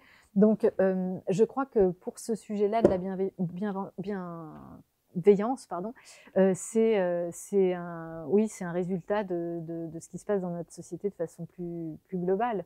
Ils s'y soumettent parce qu'il faut être progressiste, il faut être dans l'air du temps. C'est du conformisme, c'est de la peur de déranger, la peur d'être différent et la peur à changer de statut dans notre pays. Avant, depuis des siècles, c'est très mal considéré. Enfin, les philosophes ne critiquent pas la peur parce que la peur a des vertus. Si un lion arrivait dans la salle, on aurait peur, on se sauverait, heureusement. Mais la peur a aussi un énorme inconvénient, c'est qu'elle altère les représentations. Quand on est stressé, quand on a de la pression, on n'appréhende plus la réalité telle qu'elle est. Donc ça fausse l'objectivité. Et les philosophes ont toujours discrédité cette familiarisation avec la peur en disant mais être un être rationnel, un adulte, grandir, mûrir, c'est apprendre à surmonter autant que faire se peut nos peurs, parce que nos peurs altèrent nos représentations. Or aujourd'hui, la peur n'est plus du tout discréditée, elle est archi-valorisée. Quelqu'un qui a peur maintenant, c'est quelqu'un qui a conscience des enjeux. Vous prenez le réchauffement climatique, vous demandez à quelqu'un qu'est-ce que tu penses du réchauffement climatique, et si cette personne vous dit j'en ai strictement rien à faire, on ne change rien, beaucoup de gens dans la société, à tort ou à raison, vont le considérer comme quelqu'un d'inconséquent, d'irresponsable, qui n'a pas conscience des enjeux. Si je prends un deuxième exemple, vous savez, le principe de précaution qui est inscrit dans notre Constitution est un principe fondé sur la peur. C'est Ancionas, le philosophe qui a inventé ce concept, qu'on peut synthétiser comme ça, dans un chapitre d'ailleurs qui s'appelle l'heuristique de la peur, dans son livre. C'est-à-dire que la peur devient un principe heuristique, un principe d'action prudente, de responsabilité. Et le principe de précaution, c'est en cas de danger, en cas de risque, en cas de peur, envisage le pire et borne tes actions à l'aide de normes éthiques. Donc vous voyez bien que la peur devient bonne conseillère aujourd'hui, et c'est lourd de conséquences sur le monde du travail, parce que par peur, par conformisme, par peur valorisée, par conformisme, on veut se soumettre à l'air du temps. Est-ce que c'est un problème sociétal pour les gens, presque personnel, ou est-ce que c'est un problème économique? Est-ce que, je ne sais pas d'ailleurs, ça se passe en France et partout dans le monde, ou il y a quand même des endroits... C'est bien pensé. Ouais, c'est ce que vous décrivez. Ah non, ça se passe partout. Partout. On a en général, partout, je ne suis pas allée partout, oui. Mais en tout cas, souvent, on a quand même 5 ans, 10 ans de retard par rapport aux États-Unis. Et si on prend le wokisme, c'est évidemment venu de là. Et donc, ça deviendra un problème économique parce qu'on ne se challenge plus, parce que l'entreprise ne peut plus avoir les mêmes rendements, ou est-ce que c'est uniquement un problème personnel, et donc tout le monde se sent plutôt mal en entreprise, et donc... Je pense que les deux commencent à concorder, à coïncider, parce qu'aux États-Unis, vous avez vu, certaines entreprises reviennent sur les politiques d'inclusion, de diversité, on revient sur le wokisme, parce que c'est pas rentable, parce qu'on perd un argent fou, pas parce que ça dérange philosophiquement. Nous, en France, ça nous a dérangé quand même, on est quand même un pays de raison, de rationalité, universaliste, donc ça nous a tout de suite dérangé, mais en plus, les formations à la diversité, l'inclusion, etc. continuent, ça pullule, mais bon, on voit que c'est pas non plus d'une rentabilité inouïe. Donc je pense que les deux peuvent coïncider et que ce sera l'arme pour y remédier. Vous êtes devant combien de personnes quand vous faites vos conférences à peu près? Ah bah, ça dépend, il y a des grosses salles où il y a 1500 personnes, et puis il y a des comités de direction où ils sont 10. Donc, et vous commencez par quoi? Mais en général, c'est 200, 300 la majorité. Vous les saisissez tout de suite ou vous les cajolez d'abord? Non, je commence direct très rapidement. Ah ouais? Parce que comme ça, donc là, vous les avez devant vous tout de suite. Vous les avez devant vous, vous ouvrez le bouquin? Non, j'ai pas de bouquin, j'ai rien, j'ai pas un papier. Vous voulez que je vous fasse? Ouais. Ah ouais, au moins le début. Non, je suis payée moi pour mes conférences, je fais pas du boulot gratos. Alors vous les avez là? Ouais, je les ai là. Vous commencez toujours de la même manière? Enfin, ça dépend des thèmes. Ah oui, c'est pas toujours la même chose. Ah bah non, je suis pas un robot quand même. Ouais. Non mais si, après il y en a qui sont complètement automatisés parce que c'est les mêmes thématiques. Donc vous appuyez sur un concept et vroom, ça descend. J'ai l'impression d'être... Ok, alors par exemple, on peut vous demander de venir Je suis chef d'entreprise, je peux vous demander de venir. Pour quel thème? Pour parler de quoi? Les évolutions du monde du travail, par exemple. D'accord. Alors on commence comment? Moi, je vais commencer cette conférence. Je ne commence pas comme ça, mais souvent en ce moment, je commence sur les crises. Je dis, il faut bien que j'inscrive mon topo dans le contexte général des crises successives qu'on traverse. Pas pour plomber l'ambiance, je les préviens, parce qu'il faut toujours être dans cet esprit positif en entreprise, mais au contraire, je vais leur dire... C'est pas vrai, donc vous restez... Non. Attendez, non, en train de me dire je vais distinguer je vais leur dire, je veux pas plomber l'ambiance, c'est pas du tout pour ça, mais je vais m'inscrire dans un optimisme de volonté, de responsabilité. Pas l'optimisme béat des réseaux sociaux, souris à la vie te sourira, ça c'est pas du tout mon rayon, mais un optimisme de volonté. Et ce que je veux dire par là, c'est que les crises, et je vais essayer de démontrer que les crises sont des opportunités. Que les crises sont des opportunités. Il n'y a jamais eu dans l'histoire de grande innovation, de grands progrès sans une période de crise qui précède cette innovation. Donc ça veut dire que les crises sont des opportunités, mais c'est la raison qui m'intéresse. Et je vais leur dire, c'est pas le slogan positif. et bien pensants qui m'intéressent. C'est la raison pour laquelle je dis ça. Je suis en train de vous faire une conférence, je vous signale. Oui. Et je vais je crois que l'esprit, c'est exactement comme un autre muscle. Et de même que pour tonifier son corps, muscler ses biceps, il faut une contrainte. Ça s'appelle le sport. Et bien pour l'esprit, je crois que c'est exactement la même chose. Si on ne contraint pas l'esprit, c'est très compliqué de lui demander d'innover, d'élargir ses cadres de pensée, de revoir ses manières de faire, de réviser ses manières d'agir. Donc il lui faut une contrainte. Et la meilleure contrainte pour l'esprit, c'est que la réalité impose une autre réalité, change. Et ça s'appelle une crise. Donc vous voyez, je vais commencer une conférence en nous inscrivant, mais dans un optimisme de responsabilité, en disant on peut faire ce qu'on veut de ces moments très difficiles. Je ne tombe pas dans l'angélisme et je ne tombe pas non plus dans le pessimisme. Et puis après, je vais développer mes thèmes. Ça m'intéresse. Il faudrait que je vienne une fois. Ah ben, je vous invite. La prochaine, je vous invite. Ouais. Ok. Mais je veux être avec 10 grands patrons, quoi. Ouais, c'est ça. Ouais. Vous voulez vous placer. Ouais, exactement. Ok. Autre sujet. Je repars de votre grand-père parce que vraiment, ça m'intéresse. Oui. Il a mis du temps avant de réussir. Oui. Beaucoup de temps. Beaucoup de temps.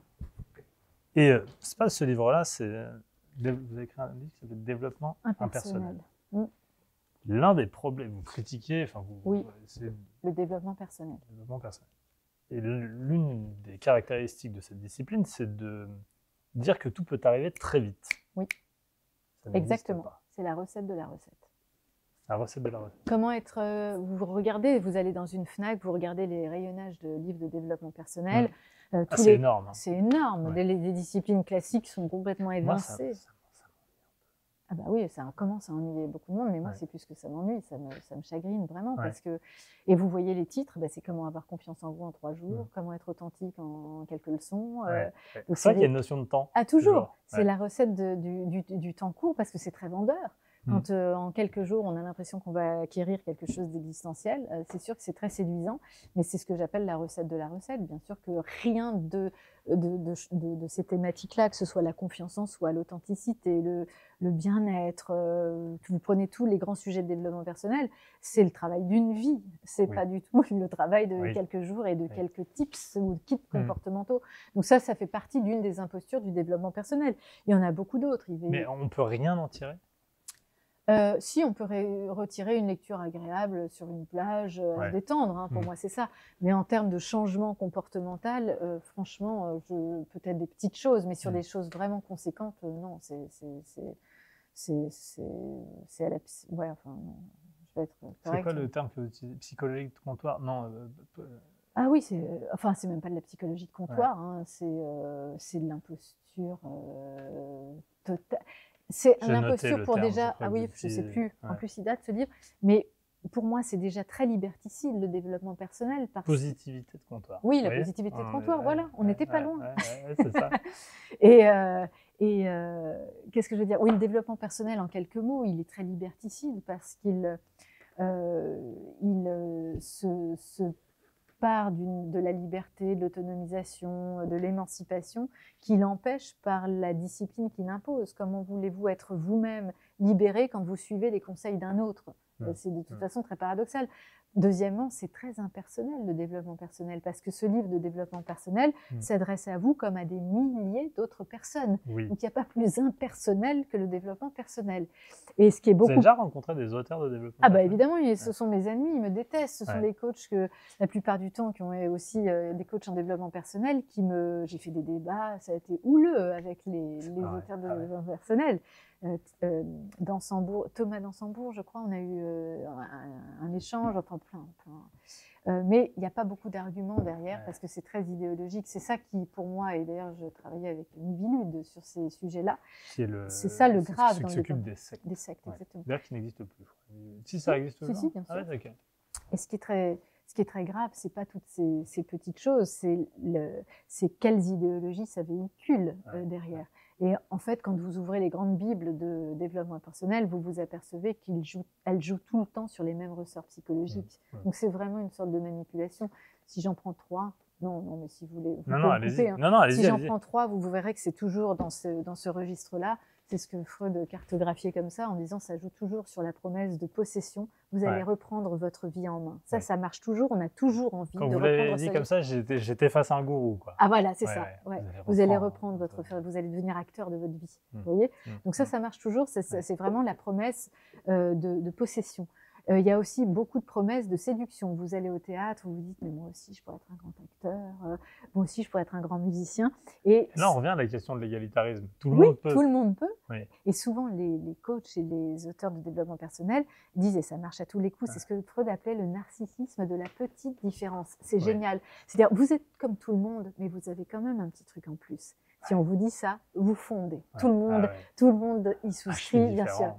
Je suis différent, mais je suis quand même conforme pour m'adapter à la société. Donc ça, c'est évidemment le rêve de séduction, le narcissisme de la petite différence. Et puis le rêve de la promesse de réparation. Vous n'avez pas eu de répartie à cette réunion. Grâce à ma technique, bien sûr, vous allez pouvoir réparer cette situation et en avoir. Donc en gros, la réparation, la séduction, la possession, ce sont quand même des grandes promesses qui sont à chaque fois véhiculées dans ces ouvrages-là. Mais il y a des idéologies plus graves. Vous dites que c'est aussi un nouvel individualisme. On n'est pas collectif dans le développement personnel et donc on se renferme sur soi-même.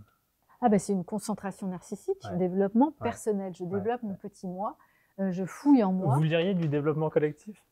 Non, mais je pense que le meilleur chemin parfois entre... Je vais peut-être écrire un bouquin pour essayer de gagner beaucoup d'argent. Je pense que c'est la nouvelle tendance. Ah ouais? Non, le collectif ça marche plus non plus, mais on va y venir, mais... je crois que bien sûr que le travail psychanalytique, et j'en fais, et je ne suis pas du tout réfractaire à ça, est tout à fait nécessaire pour mieux se comprendre, etc. Mais parfois, le meilleur chemin entre soi et soi-même, c'est aussi le contour par une extériorité, par une activité, par du sport, par une rencontre, par un autre. Donc je crois que la concentration narcissique a quelque chose quand même de très... Quand il est fait par un spécialiste, un psychiatre, un psychanalyste, oui, mais sinon, je crois que l'extériorité peut avoir un grand rôle justement dans l'accessibilité au moi. C'est ce que j'ai voulu montrer d'ailleurs dans le livre Développement impersonnel. Si je prends un exemple, il y a une des idéologies véhiculées, c'est le volontarisme. Puisque tu veux, tu peux. Voilà. Ouais. Et, ça va arriver. Voilà. Ce serait, alors bien sûr qu'il faut avoir de la volonté dans la vie, c'est pas du tout ce que je critique, mais souvent l'accessibilité au moi se fait par quelque chose d'involontaire. Si on a parlé de Proust au début de l'émission, l'accès au moi, quand est-ce qu'il ressent son moi? C'est quand un souvenir involontaire le saisit, une sensation involontaire le saisit. C'est l'histoire de la petite Madeleine, c'est très connu. Donc tout d'un coup, c'est une sensation involontaire qui surgit et qui me fait revivre un moi passé. Et ce qui est génial dans Proust, c'est que c'est pas la réalité qui va créer le souvenir, c'est le souvenir qui va donner accès à la réalité du moi. C'est très paradoxal. Mais c'est en revivant qu'on vit et qu'on appréhende et qu'on expérimente son moi et sa singularité. Donc vous voyez, il y a plein de grands auteurs, de grands génies qui détruisent en une seconde les idéologies véhiculées par ces modes. C'est aussi du prêt-à-penser. C'est du prêt-à-penser, voilà. Exactement. En fait, moi, tous les livres, quel que soit mon livre, le fil conducteur, c'est se libérer du prêt-à-penser. Alors, le prêt-à-penser peut être le développement personnel, peut être la bien-pensance, peut être le mode managérial, peut être l'identité aussi, se rentrer dans une case identitaire. Donc, vous voyez, c'est toujours le fil conducteur. On y va? On y va. C'était bien, hein?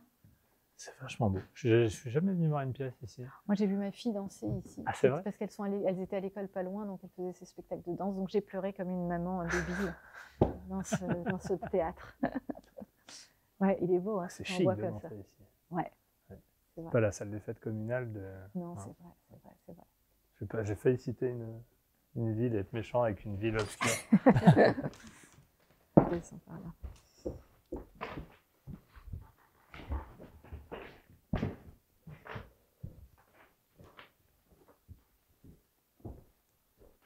Ouais, non, je crois que si demain je veux devenir champion de foot, j'aurai un peu de mal. Quoi. Bah voilà. Si je le veux très très fort. Si moi je veux battre Teddy Riner demain, ça va être compliqué quand même. Vous avez assez peu de chance. Ouais. Mais bon, voilà, le développement. Tout est possible, fais de tes rêves une réalité. C'est les bonnes phrases de développement personnel, ça. Ouais, c'est vrai. Donc, vous me dites, monter sur scène, vous feriez bien par exemple une sorte de one-man show? Non, pas one-man show du tout, de la philo pure, comme les conférences. One-woman show, un show de philo. Ouais, c'est pas un show. Ce serait pas pour que les gens se fendent la gueule, mais ce serait plutôt pour... c'est pour lire les grands auteurs, pour avoir les outils pour les comprendre. Non, souvent, ce qui se fait, il faut choisir un auteur. Ouais. Il faut choisir Nietzsche. Ou alors un thème. Le travail. Ah non, ça c'est pénible, je vais avoir 2 spectateurs. Non, mais le devenir soi, c'est l'identité, c'est un très bon thème. Tout le monde se cherche à se dire, mais comment être plus soi moi-même, l'authenticité. Ça, on peut l'aborder sous des prismes bien différents. Alors, il faut une mise en scène quand même. Il faut qu'il y ait c'est ça. Ouais. Donc, j'attends un metteur en scène. Vous sauriez faire jouer? Non, Vraiment jouer. non. Je veux être moi-même. Je suis bien quand je suis moi-même, moi. C'est pas possible de rentrer dans un rôle. J'aurais l'impression de sonner faux. Et en conférence, d'ailleurs, ce qui marche, c'est que je suis très spontanée. Enfin, voilà.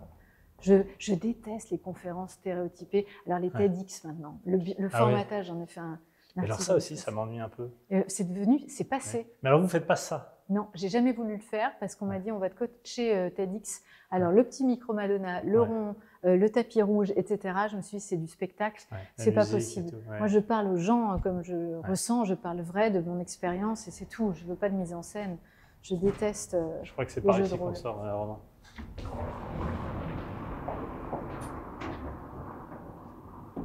Le 16e arrondissement. Vous pourriez quitter Paris? Non, je suis parisienne, j'adore Paris.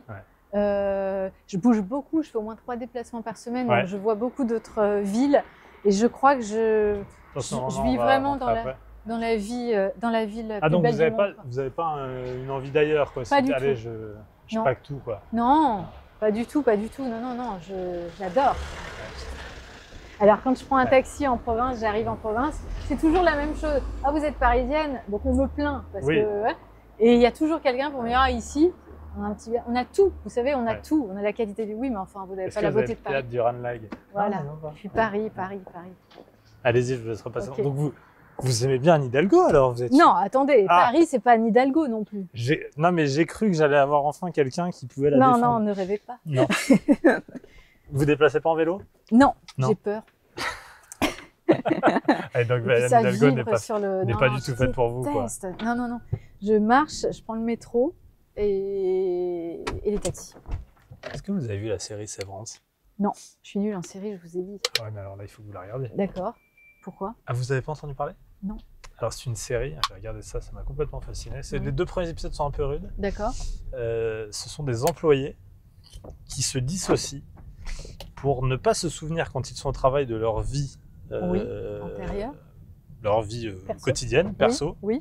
Donc, dès qu'ils passent dans l'ascenseur, hop, ils oublient tout, ils sont une autre personne. D'accord. Et quand ils reviennent chez eux, ils ne savent pas ce qu'ils ont fait dans l'entreprise. D'accord, complètement dissociés. Voilà. Bipolaire, d'une certaine façon.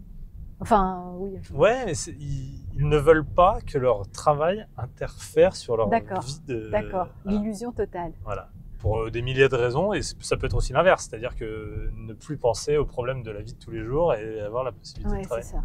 Ouais. Je pense que ça vous intéresserait. Ouais, c'est vachement bien. Ouais. Comment ça s'appelle, vous m'avez dit? Sévrance. Sévrance. Ouais. Ok, en rentrant, je vais regarder. Ouais. J'ai l'impression que les gens ne veulent plus... Ça, j'entends souvent. Non, mais le boulot, c'est le boulot, et ma vie, c'est ma vie. Vous trouvez? Ouais. Ah bah alors moi, c'est ce que les gens essayent de dire, en tout cas. Mais non, ça c'était le raisonnement il y a 10 ans, 15 ans. Ah d'accord, bon, bah, je suis en retard. Ouais. Et donc les gens disent quoi? Que tout est mélangé, vie pro, vie perso, il n'y a plus de frontières. Regardez avec le télétravail. Ouais. Ça a complètement rendu une... Oui, mais alors justement, les gens essayent de retrouver une forme de cloisonnement, non? Non, je crois pas. Ils veulent bosser de chez eux, 70% des collaborateurs plébiscitent le télétravail. Non, je ne crois pas. Ils veulent pouvoir aller chercher leurs enfants, ce qui est tout à fait normal, à l'école, les déposer à l'école et que le résultat du travail soit le même. Donc non, au contraire, c'est un alliage, je trouve, de plus en plus fort entre la vie pro et la vie perso. Je me souviens d'une DRH il y a au moins 15 ans qui m'avait dit « J'aimerais vous faire intervenir en conférence sur le thème vie pro, vie perso, parce qu'il faut que les choses soient bien compartimentées. Voilà, je ne veux pas de mélange dans mon entreprise. » Et sur son bureau, il y avait la photo de son mari, de son chien et de ses enfants. Je me suis dit, déjà, la porosité est déjà, voilà, comme ça, c'est mal parti.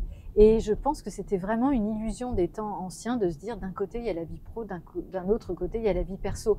Parce que quand tout va bien dans les 2 domaines, on peut très bien segmenter les choses, mais il suffit d'un grain de sable dans l'un des domaines pour se rendre compte de l'impact dans l'autre. Si mes enfants sont très malades, je vais être très malheureuse dans mon travail. Si mon entreprise se délocalise, je vais forcément avoir une vie privée complètement chamboulée. Donc je crois que c'était une illusion. Il ne faut pas essayer de le faire. Non, je ne crois pas. Ça ne veut pas dire se répandre de sa vie privée dans le pro, etc. Il y avoir une décence, bien sûr. Mais je crois que c'est complètement illusoire de penser qu'on peut se dissocier. C'est presque psychanalytique. Enfin, les gens qui clivent comme ça sont très dangereux. Vous allez adorer Sévrance. Ah, je vais adorer. Ouais, vous allez peut-être me donner le goût des séries. Je vais être la seule en France à pas aimer ça. Vous n'avez pas d'abonnement Netflix, rien? Ah, j'en sais rien. Je ne sais pas ce que j'ai. Je ne sais pas utiliser mes trucs. Je sais pas. Et vos filles, non? Ah si, mes filles sont hyper bonnes. Oh là là, Ah ouais. Non, moi, je suis... Elles vous emmènent au théâtre, faut qu'elles Moi, vous par le conseillent des Cycle du séries. Figaro, Ouais. voilà. Bah voilà, déjà, c'est une lecture très saine. On va reparler de la vertu dangereuse dans un instant. Ouais. Il y a un autre sujet, c'était votre livre précédent. Sur l'identité, Ouais, le siècle des égarés. ouais, le siècle des égarés. J'aime Ouais. bien le titre. C'était oh mince, le livre le guide des égarés, pardon, de Maïmonide. Je me suis inspirée de ce titre-là, et la vertu dangereuse, je me suis inspirée de Stefan Zweig, la pitié dangereuse. Donc vous voyez, à chaque fois, je m'inspire d'un grand. Je n'ai aucune imagination. Pourquoi l'identité? Alors, parce que là aussi, je trouvais que c'était liberticide. Je trouvais que le XXIe siècle, on jugeait tout on juge tout aujourd'hui à hauteur d'identité. Ça s'explique philosophiquement. L'individu est devenu la valeur cardinale au XXe siècle. Toutes les grandes autorités, les grandes transcendances se sont progressivement effondrées, ce qui fait que l'individu s'est retrouvé seul face à lui-même, face au vertige du soi toi-même, réussis ta vie, trouve un sens à ton existence, d'où l'engouement pour le développement personnel. Ouais. On comprend très bien la demande, mais je critique. Donc c'est quoi? C'est l'autre. une grande question, qui suis-je? Et donc, quand l'individu est devenu la valeur cardinale, Ouais. que les religions se sont effondrées, que les Oui. valeurs humanistes se sont effondrées, la politique, on n'attend plus des politiques qui guident les existences individuelles, Oui. forcément, la valeur cardinale, c'est l'individu. Et bien, quand l'individu devient la valeur cardinale, la question essentielle, c'est qui suis-je? Que suis-je? Donc, l'identité, par voie de conséquence, est devenue au XXIe siècle la valeur majeure. Et pour moi, je trouvais qu'elle bénéficiait, cette notion d'identité, d'une forme d'innocuité morale, d'invulnérabilité. On ne questionne pas l'identité, c'est bien en soi. Mais enfin, l'identité est à l'origine de bien des mots, MAUX. On ne fait pas une guerre juste pour le prix du pétrole ou le prix des matières premières. Je ne prétends pas expliquer les guerres, c'est plurifactoriel, mais il y a souvent une composante identitaire dans n'importe quel conflit. On se bat, on fait la guerre pour un marqueur identitaire fort, un territoire, un drapeau, une religion, une langue. Donc, voilà. Oui, mais on fait la guerre depuis toujours. Donc l'identité, la question de l'identité a toujours existé. Pourquoi vous dites que c'est le siècle Alors, pas au des égarés sens à ce moment-là? où là, je trouve qu'on vit une effervescence identitaire, une obsession identitaire, parce que politiquement, on voit que les communautarismes se renforcent, que les revendications identitaires se crispent, quitte à conduire à une forme de mortification sociale. Et au niveau individuel, l'identité aussi connaît une hégémonie, une suprématie, parce que développement personnel qui prend le pas sur toutes les disciplines. Donc que ce soit à l'échelle collective ou l'échelle individuelle, l'identité est devenue l'obsession. Mais donc je dois presque me moquer de là où je viens, de ce dont je suis pas du tout, composé. parce que ça c'est très important, et j'imagine que les enfants qui n'ont pas de parents me diraient l'identité c'est très important. Oui, mais alors c'est ça qui est paradoxal, c'est que vous avez presque l'air de dire qu'en tant qu'individu, de manière très personnelle, je dois m'intéresser à mon identité, mais de manière collective surtout pas.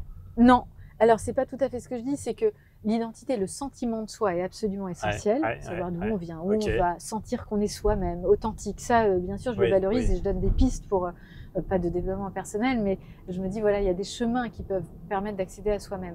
Mais l'identité, du point de vue politique, conceptuel et individuel, peut être une impasse. Si je vais très vite, politiquement, je viens de dire, c'était à l'origine de bien des conflits. Les problèmes familiaux sont des problématiques, la plupart du temps, identitaires. On cherche une place depuis l'Antiquité, depuis la mythologie grecque jusqu'à aujourd'hui. À chaque fois qu'il y a un problème familial, c'est un problème de place identitaire. Mais Chronos dévore ses enfants parce qu'il voit dans sa descendance une menace identitaire. Oedipe tue son père, veut se marier avec sa mère, c'est un problème identitaire. Vous allez à un dîner, un enfant dit quelque chose, la mère dit « Ah, bah, c'est tout son père ». C'est son père tout craché. Voilà, l'identité de l'enfant niée, ça coûtera 10 ans de psychanalyse. Bref, donc vous voyez bien qu'il y a dans tout conflit, et on pourrait en parler de façon plus rigoureuse que ça, c'est à l'international, c'est à l'origine de bien des guerres. À l'origine, le problème national est un problème identitaire. Aujourd'hui, l'immigration pose un problème identitaire à la France. On parle d'insécurité culturelle. C'est des circonvolutions pour dire qu'il y a un problème identitaire. Comment intégrer au mieux les étrangers? Est-ce que c'est par assimilation, on gomme tous les particularismes identitaires, ou est-ce que c'est par intégration, le respect des signes identitaires? J'ai pas la réponse, mais enfin, c'est le problème problème que pose l'immigration à la France. L'Europe pose un problème identitaire à la France. Comment rester souverain acteur de son pays tout en s'harmonisant à un ensemble plus général? C'est la problématique européenne qui se pose à la France. Donc vous voyez, international, européen, national, familial, si on raisonne comme dans une forme d'entonnoir, on resserre, on est plus loin, plus proche de nous-mêmes. Voilà, on resserre, on se rend compte que l'origine est à l'origine de bien des mots. Conceptuellement maintenant, l'identité est très bancal, très incertain comme concept, parce que si je demande là dans la voiture comment à tout le monde, comment vous définissez l'identité, j'aurai autant de réponses que de personnes dans la voiture. Vous par exemple? Alors voilà, moi je vais la définir philosophiquement. Si vous ouvrez le dictionnaire au mot identité, vous avez deux acceptions du terme. L'identité, c'est d'abord l'identique. A égale A, c'est presque un terme mathématique, c'est une identité. Et donc c'est la recherche du même. Et l'identité, c'est là que c'est très incertain et contradictoire, c'est exactement l'inverse aussi. Votre identité n'est pas la mienne parce que c'est la différence, l'identité. Donc c'est à la fois la recherche du même et la recherche du différent. C'est à la fois l'identification et l'individualisation, le devenir soi. Et dans toute quête identitaire, vous retrouvez cette ambivalence. Quand un adolescent est en quête identitaire, il a à la fois besoin de s'identifier à un groupe, c'est la recherche du même, et l'individualisation, il faut bien que je devienne moi-même aussi par rapport à ce groupe-là. Donc vous voyez que c'est très bancal, c'est très incertain parce que ça veut dire tout et son contraire, le même et le différent. Et deuxièmement, quand on recherche une identité, on recherche une permanence. Or, rien, sans tomber dans un bouddhisme de pacotille, mais rien de ce qui est n'est pas soumis au devenir. Donc, comment voulez-vous rechercher quelque chose de stable quand tout est soumis, évidemment, à l'érosion du temps? Et troisièmement, quand on cherche une identité, si j'essaye de définir votre identité, je vais chercher une singularité, mais que je ne vais pouvoir retranscrire qu'à partir de mots, c'est-à-dire de catégories générales. Donc, je n'atteindrai jamais la singularité par ces catégories générales que sont les mots. Donc, encore une fois, impossibilité de définir ce concept d'identité. Et troisièmement, l'identité, je ne peux donner aucune définition de l'identité. Si vous me dites que l'identité française, c'est le bon vin, oui, mais enfin, moi je vais vous dire, bah non, c'est les châteaux de la Loire, et puis non, c'est le cinéma français. Enfin, on n'y arrivera jamais, c'est le drapeau, c'est liberté, égalité, fraternité. Oui, mais alors avant la devise républicaine, la France n'était pas la France. C'est impossible de trouver une définition de l'identité. Si vous me dites c'est mon corps, je reconnais que vous êtes Julia parce que je reconnais votre corps, mais entre mon corps bébé et mon corps aujourd'hui, il n'y a aucune ressemblance, ou presque, donc je ne peux pas définir l'identité par le corps. Si vous me dites c'est la pensée, c'est la conscience, bah oui, mais alors si je perds conscience demain, je perds mon identité? Bien sûr que non. Bref, vous pouvez prendre toutes les définitions que vous voulez de l'identité, il y a toujours un problème. Donc c'est conceptuellement incertain parce que c'est contradictoire, c'est impossible à définir parce que ça cherche une permanence, parce que c'est abordable que par des catégories générales qui n'atteignent pas la singularité et parce qu'il n'y a aucune définition qui convienne. Donc pour toutes ces raisons-là, c'est un concept très incertain. Et individuellement, si je finis vous voyez, la philo c'est comme des maths mais avec des idées, et si je finis le raisonnement, au niveau individuel, l'identité est très souvent un leurre. Une impasse, un vol de soi, une vie truquée, parce que quand on veut rentrer dans une identité, acquérir une identité, on rentre dans un archétype, dans un rôle, on joue à être. Là, je joue à être l'auteur, vous jouez à être le journaliste, vous jouez à être enfin non, vous jouez pas, mon pauvre, le caméraman, parce que le pauvre, il porte à bout de bras la chose. Mais enfin, c'est pas vrai, il est posé sur un là, petit coussin, mais sinon, tout le reste du temps, il porte. Donc, vraiment. Donc lui, il joue pas. Romain, il joue pas. Non, il joue pas, mais voilà, mais il est pas dans une identité, il est dans une activité. Et donc on joue la femme sexy, le mec très viril, bon voilà, on rentre dans des archétypes. Et donc on joue à être plus qu'on est, donc on transforme sa vie en comédie schématique, on transforme sa liberté en gestuelle, et parfois ça nous éloigne de nous-mêmes. Donc le gros paradoxe que j'essaye de montrer dans ce livre, c'est que parfois la recherche identitaire, la quête identitaire nous éloigne de l'authenticité, nous éloigne de nous-mêmes. Et donc, ça veut dire qu'on est allé un peu trop loin, parce que vous semblez dire que c'est important, c'est majeur. C'est majeur, Voilà. l'identité. Mais donc, on a basculé, on est allé un peu trop loin, on va un peu trop loin dans cette quête d'identité. Pourquoi pourquoi maintenant? Parce pourquoi que ça là rassure, c'est beaucoup plus facile de se réfugier dans une existence balisée avec des repères, soit personnels, soit communautaristes. Mais pourquoi il y a 100 ans, c'était pas le cas? Parce que c'était une autre valeur qui primait. Encore une fois, ça s'explique par une histoire des idées. C'était l'égalité, c'était la liberté. Maintenant, c'est l'identité parce que c'est par voie de conséquence, comme j'ai dit tout à l'heure. Mais on est tombé dans un identitarisme très étriqué qui ébranle même nos principes républicains comme celui de l'universalisme. C'est pour ça que c'est ça. Alors, est-ce que l'universalisme, l'humanisme a pour principal ennemi l'identitarisme? Oui. Ouais. Je crois, parce qu'aujourd'hui, l'universalisme n'avait jamais été ébranlé par n'importe quelle autre notion. Et aujourd'hui, il n'est plus du tout considéré comme une noblesse d'âme. C'est quoi l'universalisme, juste pour être précise? C'est qu'on se rassemble tous parce qu'on a de commun, c'est-à-dire la rationalité, la pensée, peu importe nos particularismes, peu importe notre couleur de peau, notre genre, notre sexe et notre identité personnelle. Donc c'est ça l'universalisme. Aujourd'hui, il n'est plus du tout considéré comme une noblesse d'esprit, comme une grandeur d'âme, mais comme une indifférence coupable au moindre particularisme. Il est jugé comme trop indifférenciant. Et il est accusé de reconduire justement les inégalités identitaires. Donc aujourd'hui, évidemment que l'identitarisme, et c'est ce qui conduit au renforcement des identitarismes multiples qui veulent remettre en valeur leur particularisme. Donc oui, l'universalisme aujourd'hui est complètement menacé par l'identitarisme, mais le sujet, c'est comment éviter l'universalisme. La question, c'est celle-ci. Comment éviter l'universalisme trop indifférenciant sans tomber dans un identitarisme trop étriqué? On ne peut pas se réduire au fait d'être une femme homosexuelle, d'être blanc, d'être jaune, d'être noir. C'est beaucoup trop restreint. Donc pour moi, la seule solution que j'ai vue, c'est qu'il faut hiérarchiser les identités. Il ne faut pas les nier, il ne faut pas les sacraliser, mais il faut les hiérarchiser. Si on n'est pas d'abord citoyen républicain avant d'être homme, femme, juif, musulman, tous les autres particularismes, à ce moment-là, les lois républicaines passent après les autres et c'est la mortification sociale. Je ne sais plus à quelle entrée vous parlez du racisme. Vous dites qu'en entreprise, je fais des liens sur on n'a plus besoin de dire je ne suis pas raciste, on a besoin de dire je suis conscient que je peux l'être. Ça, c'est une idée d'Alain Finkielkraut qui disait que on était fiers de ne pas être raciste. Maintenant, on est plutôt fiers de dire je n'avais pas conscience que je l'étais. C'est-à-dire qu'on va chercher derrière nos biais cognitifs, dans une forme de repentance et de contrition, ce qui pourrait paraître raciste. Et c'est là que je suis nuancée sur le wokisme, parce que c'est trop facile, je trouve, de rejeter d'un revers de la main le wokisme, parce qu'il y a une défense de cause juste dans ce mouvement, et ça me fait penser à ça, parce que effectivement, même si les injustices... C'est la question, la vertu, voilà, au début. Exactement, c'est très bien. Vous avez... vous avez compris. Vous avez compris. Vous avez dit qu'en 2 heures, on arriverait peut-être. Je vous suis. En 2 minutes, vous avez compris. Donc le wokisme, au départ, c'est vraiment l'éveil sur des injustices, parce que ça a beau être prohibé, des injustices sont prohibées par la justice, elles peuvent perdurer dans les faits. Bien sûr qu'entre un noir et un blanc, aujourd'hui, on a heureusement les mêmes droits, mais dans la vie concrète de tous les jours, la vie d'un blanc n'est pas la vie d'un noir. Donc pour ça, le wokisme éveillait les consciences, et je trouve ça très bien de revenir de façon critique sur nos discours qui peuvent véhiculer des formes de pouvoir insoupçonnées, des formes de pouvoir insoupçonnées. Non, puis alors pour le coup, ça a une grande valeur de réflexion, hyper intéressant. Oui. On est d'accord, on n'est pas d'accord, mais de pouvoir le penser, le réfléchir, c'est... Voilà, exactement. Ça élargit la pensée. Donc en ce sens, c'est une défense de cause juste.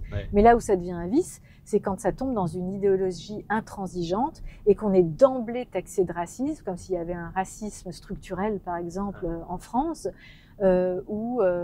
parce que si je pense à Sciences Po, les Blancs ne sont pas... il y avait eu je me souviens, il y avait une affiche il n'y a pas si longtemps, des réunions où les personnes racisées, comme on dit, qui avaient organisé des réunions entre personnes racisées, les Blancs n'étaient pas du tout les bienvenus. Donc voilà, au nom de l'antiracisme, on tombe dans un racisme. Un peu comme les féministes tout à l'heure, au nom de l'antisexisme, on tombe dans un sexisme. Quand on fait des réunions de sororité et que les hommes ne sont pas les bienvenus, il n'y a pas d'autre nom que le sexisme. Mais en quoi... Là où j'en reviens à cette question du racisme, les gens en entreprise ont besoin d'affirmer. Enfin, il faudrait que vous nous donniez les exemples, parce qu'on puisse se rendre compte. Moi, je ne vis pas dans une entreprise comme ça. Comment ça se passe concrètement? C'est-à-dire qu'on vous dit, regardez, vous êtes raciste, attention. Ah non, mais il y a des formations. C'est-à-dire qu'il faut répéter des phrases, parce qu'on a des tendances à dire certaines phrases, des mots dans un certain ordre, et on n'a pas senti, par manque de sensibilité, ce qui peut être encore une fois louable. Mais vous l'avez vu, ça? Vous l'avez fait? Vous l'avez... bien sûr. Et même, vous regardez, par exemple, même plus frappant, et ça, vous en avez des exemples vous aussi, plus frappant que le racisme, sur le sexisme.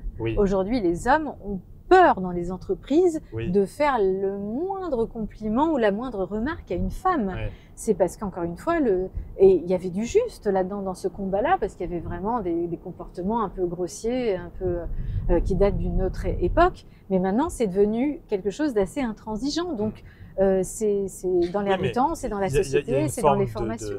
D'autocontrôle, d'autocensure, de compréhension du nouveau monde dans lequel on vit. Oui. Mais personne ne m'a jamais dit dans mon entreprise, attention, il faut que tu... Enfin, oui, ah bah il y a des formations. Il y a des hommes, il y a des gens qui ont été virés parce que leur comportement a été considéré comme... non, mais ce qui se passe dans le cinéma, très connu, évidemment, ce sont des exemples extrêmes. Ça se passe exactement de la même manière dans les entreprises. Non, mais c'est plutôt la question de la prise de conscience et de l'obligation pour les salariés de prendre conscience. C'est-à-dire qu'on les forme, on leur impose. C'est ça que je ne comprends pas. Et je pense que plein de gens ne comprennent pas et ne peuvent pas imaginer. Mais si, il y a des cabinets de conseil très connus. Il y en a qui ont fait virer des gens... je pense à Caroline. C'est Caroline Dess. Ouais, exactement. Et qui font des formations très chèrement payées pour montrer que pour décoder derrière un discours toutes les offenses. Là aussi, énorme distinction qui permet de résoudre ce problème. Quand je disais tout à l'heure des distinctions éclairantes, on est rentré dans le culte de l'offense, c'est-à-dire que la moindre offense est considérée comme un préjudice. Mais une offense, dès qu'on vit en société les uns à côté des autres, on s'offense nécessairement, on se vexe, on se heurte, on se dérange, vous allez me dire quelque chose qui ne va pas me plaire, ça fait partie de la vie en société. Mais une offense, c'est pas un préjudice. Préjudice, c'est vraiment toucher à l'intégrité de la personne. Donc si on considère que les moindres offenses sont des préjudices, à ce moment-là, on rentre dans une tyrannie absolue parce que jamais aucune loi ne sera suffisamment exhaustive pour recenser tout ce qui est offensant dans une société. Donc le moindre mot, ça y est, vous êtes condamné, etc. Donc c'est invivable, on ne peut pas vivre dans une société comme celle-ci.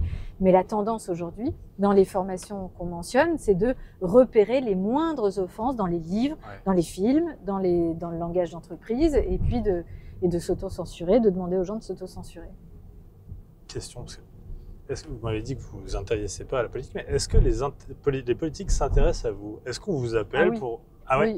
Oui, j'ai été contactée par tous les partis sauf l'extrême gauche. D'accord. Et souvent, c'est sur une thématique précise, ça peut être le travail. Lors de la réforme des retraites, c'était là-dessus. Même par le président de la République. Et alors Macron, oui, bien sûr. Oui, alors vraiment j'étais très stressée. Alors ça m'a coûté cher en plus en garde-robe parce que la semaine d'avant je me disais mais comment on s'habille pour aller à l'Élysée. Bref, et puis j'avais tout révisé, je savais pas de quoi on allait parler, donc je vous dis pas les semaines d'avant. Mais j'étais très honorée d'aller à l'Élysée et puis en plus j'étais à côté. Comment ça se passe? Vous êtes avec des conseillers, d'autres personnes? Il y avait quelques conseillers. On était 3 invités et en plus j'étais autant impressionnée par le président que par les 2 autres invités qui sont mes maîtres à penser, Monique Cantos-Perber, qui vous savez dirigeait dans la SUP, et André Comte-Sponville évidemment que tout le monde connaît. Donc moi j'étais tétanisée par tout le monde autour de la table, mais c'était alors on bégaye un peu au début. On bégaye un peu, carrément. En plus, on peut pas boire pour se détendre, donc. Si vous pouvez. On m'a dit qu'on pouvait. Moi je peux pas. Moi je bois pas en plus. Mais bon, bref. Donc non, c'était très intéressant, mais je me demandais bien ce qu'il allait. Vous me racontez, on sort. Oui, on sort. Je laisse encore mon sac. Oui, vous pouvez. On est à la Défense, mais on a commencé par le sublime et vous m'amenez dans l'horreur. Je déteste la Défense. Ah ben alors, c'est marrant parce que. C'est presque un décor de science-fiction. C'est plus sympa que le jour. Ah ouais? Mais j'aime pas, c'est minéral, ça me déprime, ça me rend neurasthénique, la Défense. Alors, c'est un quartier dans lequel vous avez travaillé? Alors, je fais beaucoup de conférences dans les tours et d'ailleurs, ça devient très, très, très sinistre parce qu'il y a beaucoup de gens en télétravail, bien sûr, et donc les tours sont vides, les bureaux sont vides. Oh, c'est glauque. Ouais. Moi, je trouve ça rigolo d'être là dans ce décor. Ouais, moi aussi, je suis contente d'être plus en voiture. Je sais pas comment vous avez fait, j'ai pas fait attention, mais ça devient impossible aussi. Donc... On va passer par là, non? Alors, c'est vous qui connaissez mieux le quartier. Mais quand vous travailliez dans l'entreprise, en entreprise, vous n'étiez pas à la Défense? Ah non, j'étais sur les Champs-Élysées. Donc Emmanuel Macron, oui, c'était très intéressant comme déjeuner de voir ce que les politiques posent comme questions. Ah, c'était un déjeuner, vous n'étiez pas une visiteuse du soir? Ah non, pas du tout, non, c'était un vrai déjeuner, on était 3, et puis il avait quelques-uns de ses conseillers. Mais donc, ils prennent des notes, ils notent tout. Ils notent tout. Même le président notait des choses, et je ne voyais... Il avait un visage assez impassible. Vous pensez qu'il s'en sert pour ses discours et sa réflexion ou pour reconstruire potentiellement? Ah, vous ne savez pas? Je ne sais absolument pas. On a donné tous les trois nos avis sur les questions qu'il nous posait et je ne sais absolument pas ce qu'il en a fait. Mais c'est toujours un peu le problème avec les politiques, quel que soit le bord.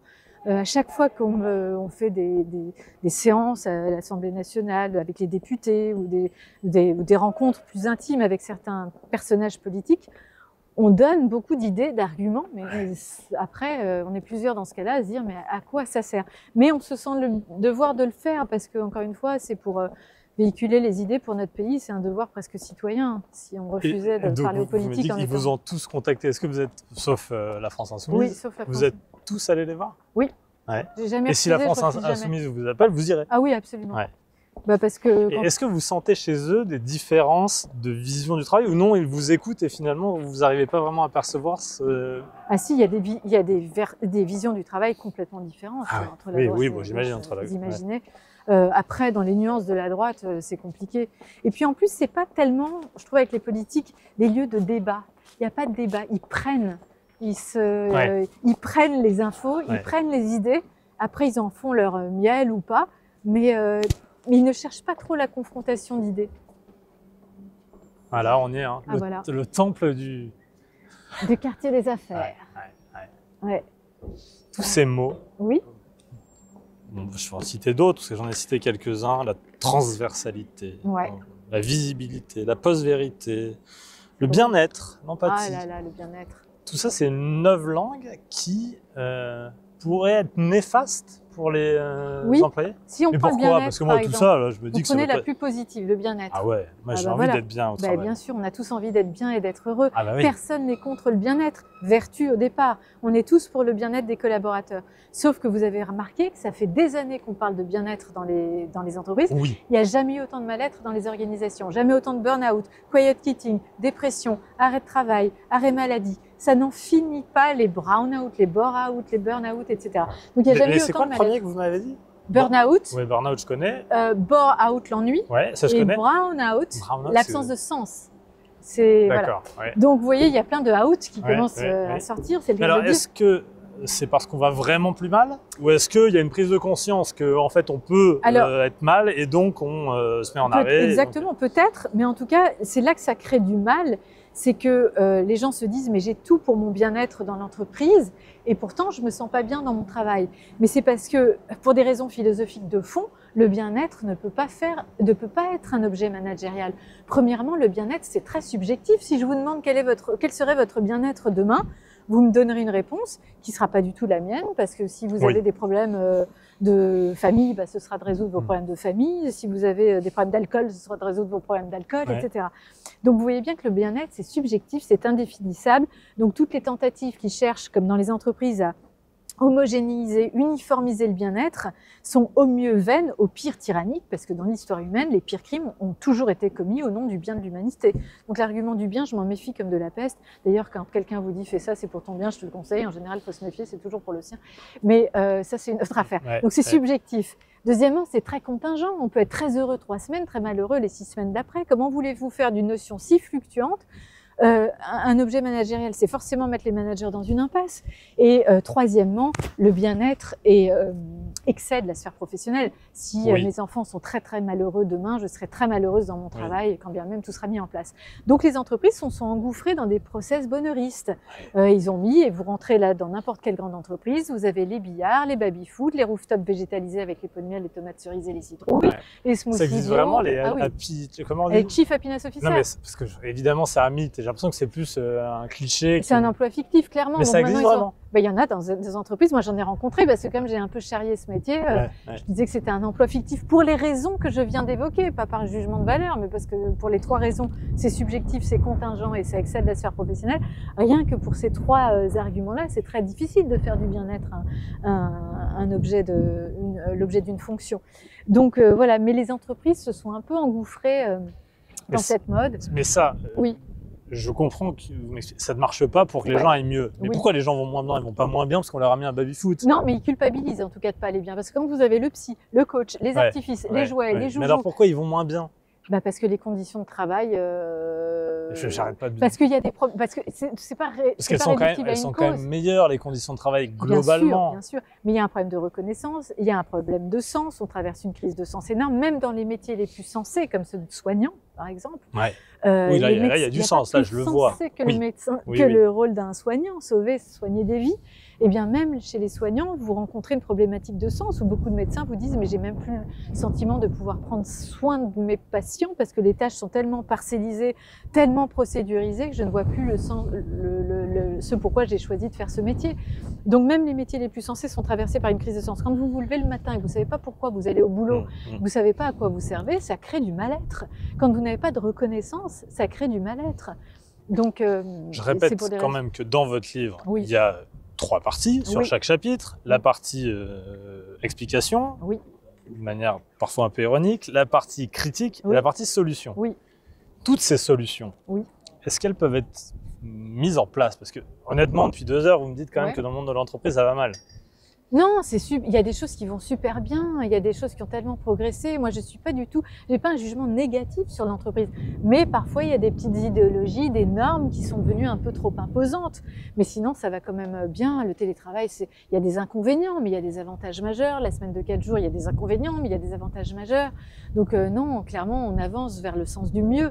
Mais il y a encore des choses qui gênent les collaborateurs et qui sont pas agréables à vivre et contre lesquelles il faut lutter, oui. En plus, il fait froid, la Défense. J'ai encore 1 ou 2 questions. D'accord.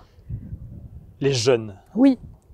Est-ce que ce sont eux qui apportent ces idées ou est-ce qu'on imagine qu'ils ont besoin de ça et donc on veut leur donner? Je trouve que les plus jeunes générations, par exemple, sur la question du sens au travail, nous élargissent, nous imposent d'élargir nos cadres de pensée et de changer de paradigme. En gros, si je synthétise très clairement, pour ma génération et les précédentes, 46 ans, pour ma génération et les précédentes, le travail constituait une finalité à part entière. Nos parents nous disaient quoi? Travaille bien à l'école, trouve un bon boulot et tu auras réussi ta vie. C'était presque aussi simple que ça. Et en même temps, je le comprends assez facilement parce que ça occupe quel pourcentage? Exactement, c'est 8 heures par jour. Voilà. Donc c'est normal, on avait cette logique-là. Ça nous paraît encore normal. Sur l'ensemble d'une année, c'est quoi? 20% de mon temps? Enfin, un truc comme ça, j'imagine. Exactement, donc ça nous paraît normal. Mais aujourd'hui, cette logique-là, pour les plus jeunes, me semble en voie d'obsolescence totale. Je pars d'un exemple très concret. J'étais dans une entreprise ici il y a très peu de temps, enfin il y a quelques temps, et un des managers de l'entreprise me dit dans mon équipe, j'ai un homme de 50 ans, ça fait 25 ans qu'il est dans la boîte, donc son travail, c'est un marqueur identitaire très fort, c'est une raison d'être à part entière. Et dans la même équipe, me dit le manager, j'ai un garçon de 25 ans qui me dit, moi je travaille 2 ans à fond, et je travaille uniquement pour faire le tour du monde avec ma copine dans 2 ans. C'est uniquement pour ça que je bosse. Vous pouvez trouver plein d'exemples sur ce même schéma, des variations sur le... Moi, des copains qui font ça, j'en ai plein. Exactement. Donc, ça veut dire que dans le premier cas, le travail est une finalité, un but en soi. Et dans le deuxième, le travail est un moyen, disons, pour s'épanouir dans l'existence. Mais qui est-ce qui donne le plus de sens à son travail? C'est pas le premier, mais c'est le deuxième. Et c'était absurde de considérer le travail comme une finalité de la vie. Ça veut pas dire que le travail n'est pas un moyen essentiel à l'existence, mais c'est pas le but de la vie. On ne vit pas pour un bon boulot. On espère un bon boulot pour vivre le mieux possible. Comme la santé, ça viendrait à l'idée de personne de dénigrer la santé, mais on ne vit pas pour être en bonne santé, on espère être en bonne santé pour vivre le mieux possible. Donc le travail comme la santé sont des moyens essentiels, mais ce ne sont pas des finalités d'existence. Et ça, ce sont les plus jeunes générations qui nous obligent à repenser ce paradigme. Donc c'est pour ça que je ne tomberai pas dans ce qu'on a évoqué tout à l'heure. Les plus jeunes ne veulent plus rien faire. C'est avouer quand on dit ça, qu'on n'a rien compris au changement de place dans la vie des jeunes qu'occupe désormais le travail. On m'a dit que vous critiquiez pas vraiment l'époque et je commence à comprendre. Voilà, on finit sur... Voilà. Dernière question, je voulais vous faire réagir. J'ai vu un sondage, les 18-24 ans, 50% d'entre eux, 46 je crois, à peu près la moitié, considèrent qu'en entreprise par exemple, il est tout à fait normal de ne pas s'asseoir au même endroit qu'une personne du sexe opposé. Est-ce que vous voyez ça arriver dans le monde de l'entreprise C'est-à-dire, attends, ça veut dire il y a un homme assis à une chaise et je ne me mets pas à la même place Alors il y a des chiffres qui sont un peu plus faibles, mais ne pas serrer la main à une femme par exemple dans une entreprise. Alors c'est évidemment des questions identitaires, souvent religieuses. Est-ce que ça arrive? C'est là qu'on tombe dans un assainissement moralisateur, dans une idéologie intransigeante. Au lieu d'être dans la défense de causes justes, une juste égalité entre hommes et femmes, on tombe dans une idéologie, on bascule dans une traque moralisatrice qui est liberticide. Et c'est là qu'on fait de l'offense la valeur hégémonique. Pour moi, c'est totalement absurde, c'est ridicule. Si on tombe, nous, en France, là-dedans, je ne l'ai pas vu, moi, en entreprise encore, mais si ça arrive, c'est effrayant. Donc ça aussi, il faut lutter. Ce sera peut-être le sujet de mon prochain podcast.